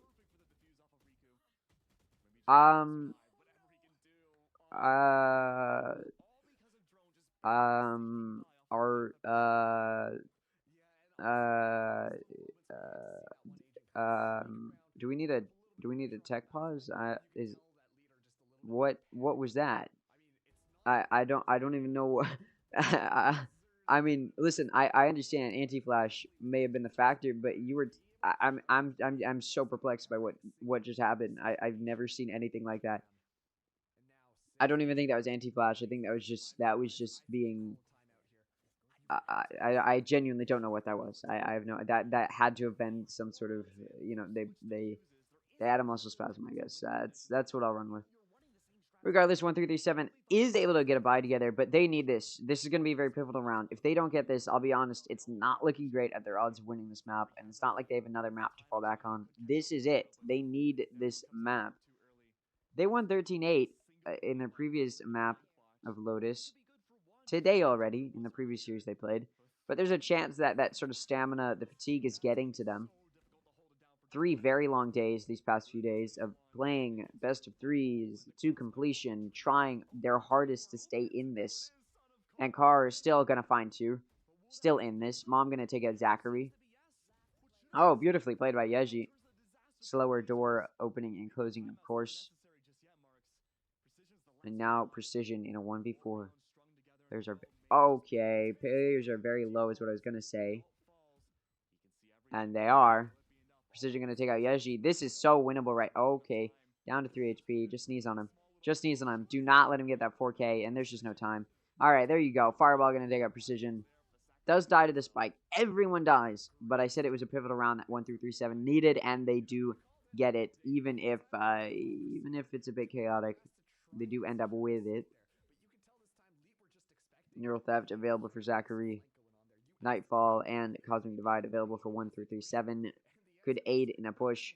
Nightfall is a bit difficult to use successfully. Obviously, can be very helpful when you need to push it very, very quickly. Because obviously nobody can hear you. Especially if you've got good controller util set up. But it is still a little bit difficult to use easily. Anyways, this round, 1-3-3-7 is getting ready to aggress towards C early on. Riku now has the operator in their hands. Was on Zachary for a little bit there, considering Zachary was on Jet for a while there. Now actually going to be on Cypher. Bit of a switch up there. This team changing roles pretty quickly here. Okay, Precision gonna find a kill on a Mom, but Yaji, fortunately for 1-3-3-7, is able to trade it off, so it's still going to be this 4v4. And trades are good for the offense more so than the defense, just because the team play that the offense naturally is going to. Okay, Cosmic Divide coming out. Riku peaks. A beautiful timing. Riku is going to be caught out here a little bit, though. Ooh, Zachary concussed, stunned. Everything's hitting him. Prowler, everything that can. Zachary going to take out Pyro. Car going to take out another. The spike still hasn't gotten down, by the way. It's going to be rotate. Drone, ready. Not going to find the kill. Not expecting Ange as well to have gotten through breakable. Going to need to 1v2, and Car can't do it here. Just a bit too nervous, perhaps, but that does mean the Glazers do get towards taking the lead going to the next half. How wide will this lead get? 4 rounds left in the half. 2 rounds left in the half. My fault. 2 opportunities for 1-3-3-7 to at least make it 5-7 going into the next half, which is still it's still a winnable scoreline if their defense looks as good as it did in the previous series. So we'll see. We'll see what 1-3-3-7 can cook up here. But they are taking Anika this round, so it may just be that unless they can Thrifty, which is a big but because they have been pretty solid with Thrifties. And never mind, I'm just going to stop talking because, of course, the opposite of whatever I say is going to happen. Regardless, if they do, I mean, very likely we might end up in an 8-4 scenario as Ange is able to take out Mom, like, through so much.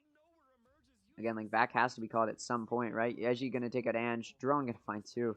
Fireball is able to take out Drone, but, I mean, it's just far too late when you only have a Sheriff.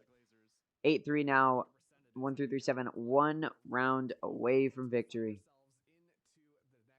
Cosmic Divide, Showstopper, Null Command, Neural Theft. Wait, does it say 1 round away from victory? No. 1 round away from the second half. Anyways, 4 ults available for the Glazers. Only the Nightfall for 1-3-3-7. They're 1 ult point away from that lockdown, and I think they would love to get it up right now. They're going to need it, truly. So if they can, they should. The Glazers are in a pretty tough spot here. In order to pick up this orb, though, it's going to be a bit risky because Zachary has an Odin and is very ready to just spray through absolutely everything. But he's being pushed back. He is running all the way out of there. Site can be taken. Lockdown isn't up. It has not been grabbed, the orb. And it doesn't look like it's going to be. Yet, anyway. Nightfall has already been expended.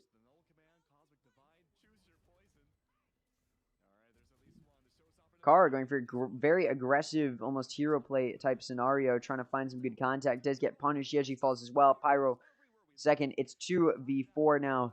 Mom goes down. Fireball, you need to win this, and you can't. It's now going to be 9-3, and it looks like 1-3-3-7's hopes and dreams of qualifying to Challengers 2024 may be slipping out of their hands, just as Icebox did. They are truly going to be kicking themselves here for not being able to pull through on Icebox if this is how this map ends.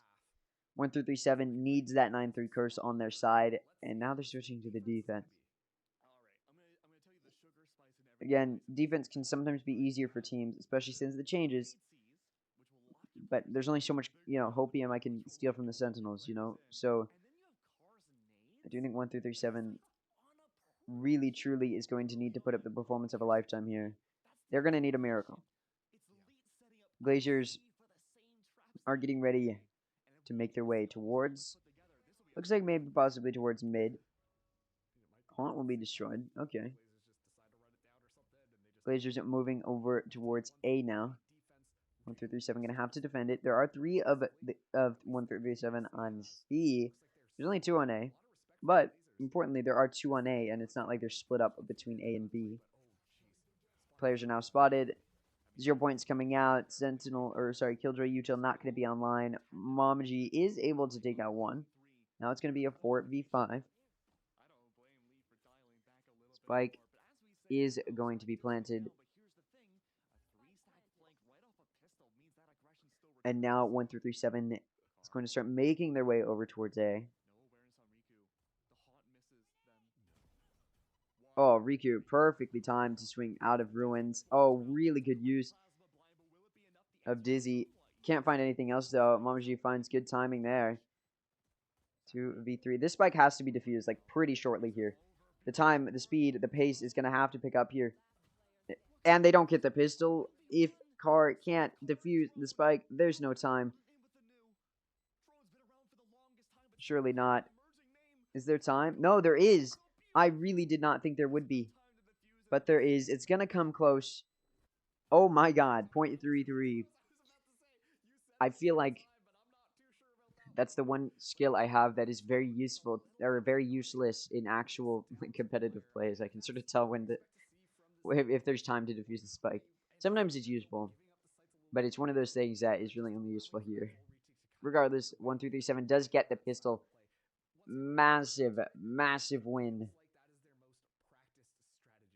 And that does mean they can move into an anti-eco. They needed that pistol. Had they not gotten it, I mean, they would have been fighting against the whole world at that point. So now they do have a bit of a better opportunity. They're going for a bit of a dicey play here out of B. Meanwhile, the Glazers are going to start their way towards A. Killjoy setup here. Going to slow down a push. See the Nanoswarm. Going to take it out.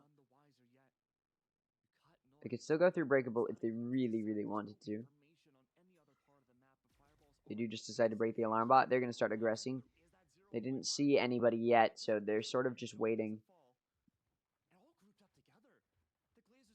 Zachary took a little bit of damage, I think, to a Nanoswarm. Drone is able to get that plant down, so it's a 5v5 retake. 1-3-3-7 has better guns, but are they ready for this tripled uphold? And kind of not really. Car is able to get the kill down. There's one player in drop, needs to be shut down. And they do, but Yeji is still alive, doing some damage as well, and Riku will go down. It's a bit chaotic, but 1-3-3-7 does get their anti-eco round win. They do lose quite a few players in the process, but they do it. Get some guns around as well.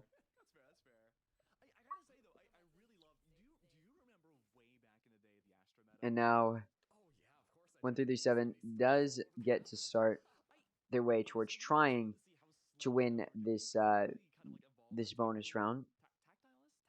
Bucky, I haven't seen a Bucky in a very long time.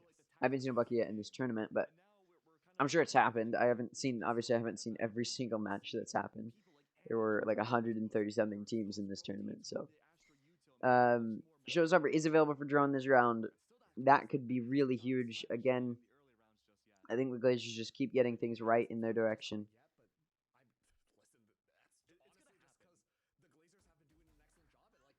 And nicely done. Expecting a bit of an aggressive play on B. Does find a kill. Now the Glazers slow it down. Continuing. Hey, let's see. Are these players here? Is there going to be an aggressive play? Let's find out. And doesn't look like it. Now they're going to take their business towards C.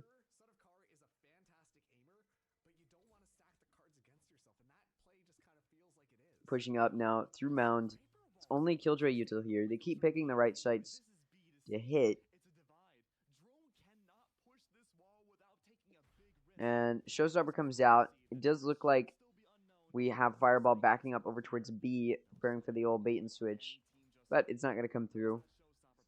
Spike does go down. Wingman going to be the one to plant it. 5v4 right now for the Glazers, so this could be a pretty solid round for them.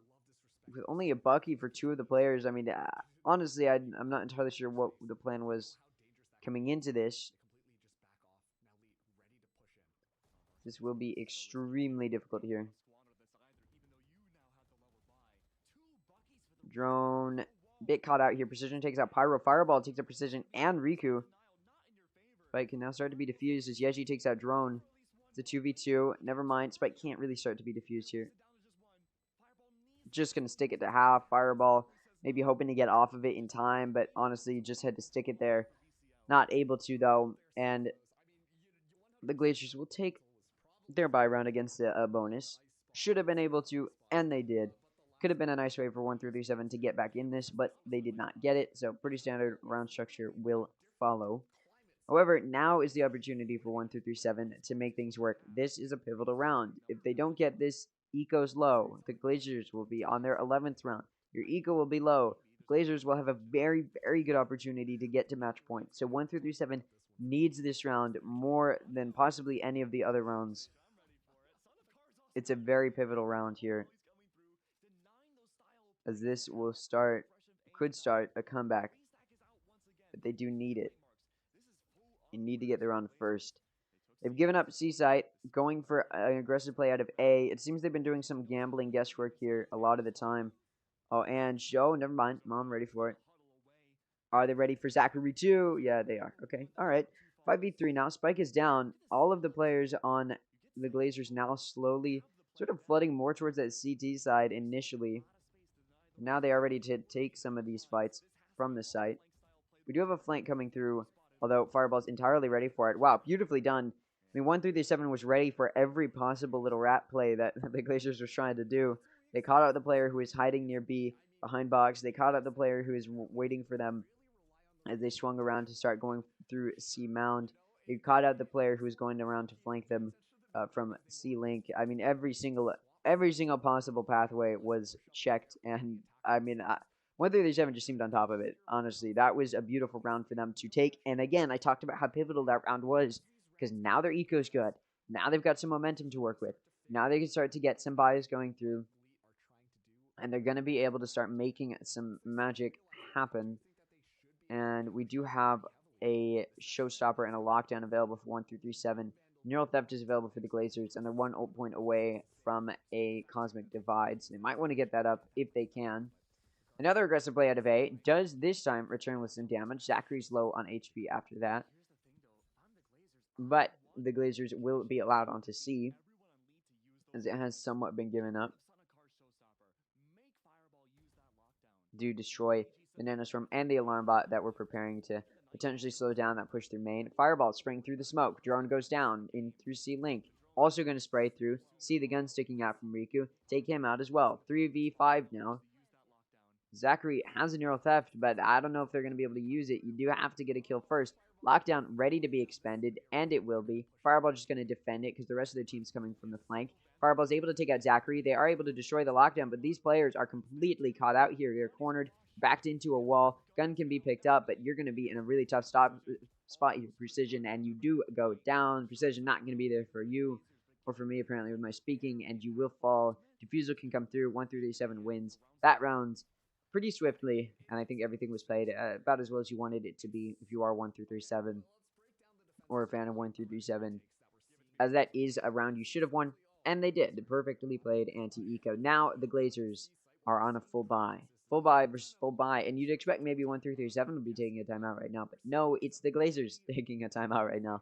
They do not want to let this slip away from them. We have a Cosmic Divide and a Neural Theft available for the Glazers, a Showstopper, and a Nightfall available for 1 through 7. 1 ult point away is Precision from that Null command. That could be huge. And over on the other side, there are some ults close for 1 through 7 as well, but nothing only 1 ult point away. So we'll see how these ults do end up stacking up. There's a chance here that 1 through 7 is able to come back. I think there's still a lot working against them, and we'll see what the Glazers can figure out here. I do think 1 through 7 has just been playing beautifully around them. I think it's a lot of what we saw on Breeze, where I think 1 through 7 is very comfortable at making sure that they're playing around the players. They seem very aware. They're paying a lot of attention, being very cautious and calculated with every single move that they make. And I think they're just doing a good job with that. You saw them pinging towards C Mound. We'll see. Maybe that's a potential spot that 1 through 7 wanted to take. Now, the Glazers are actually pinging over towards C, so maybe that's where they want to go. I'm not sure. We'll see. I think they might be lurking, have one of their players in Zachary lurk towards B, then potentially rotate over towards B after pushing up through C Mound for the rest of the team. Could be the play here. We'll see. A bit more cautious, a bit more taking advantage of the offense-sided nature of this map, and being a bit swifter with those rotates, a bit more fluid. Cosmic Divide is ready to come out. Perhaps it's a bait. Maybe not. It does look like maybe they want to hit C, so it does look like that's the direction they're going to head in. And perhaps Zachary is just going to sit there until he can find a little bit more.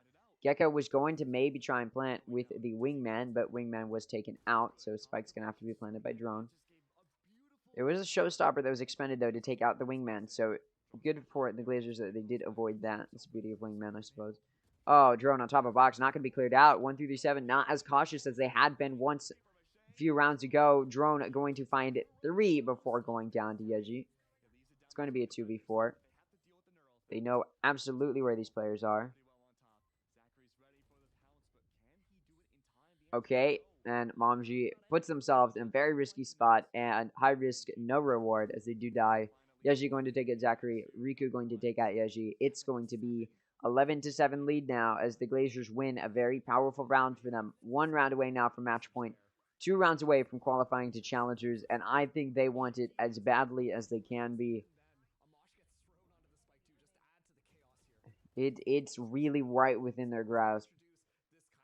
1 3 3 7, really hoping here that the rest of their defense goes better. We'll see if it does. The Glazers definitely looked a lot more stable in that round, right? But I do think a lot of that had to come down to 1 3 3 7 being a bit too aggressive in their response without all of their players being there. So we'll see if they're able to clean that up. Oh, big flash coming through because a B fight wanted to be taken by the Glazers, but they do end up just evening it out. Never mind, Ange does win the exchange with Pyro, winning the Astra duel. Now it's going to be a 2v3 for 1 3 3 7. And this is going to be an A hit, and I think immediately 1 3 3 7 acknowledges that. Now the alarm bell goes off, and of course they know that. Running onto site, Spike is going to have the opportunity to go down.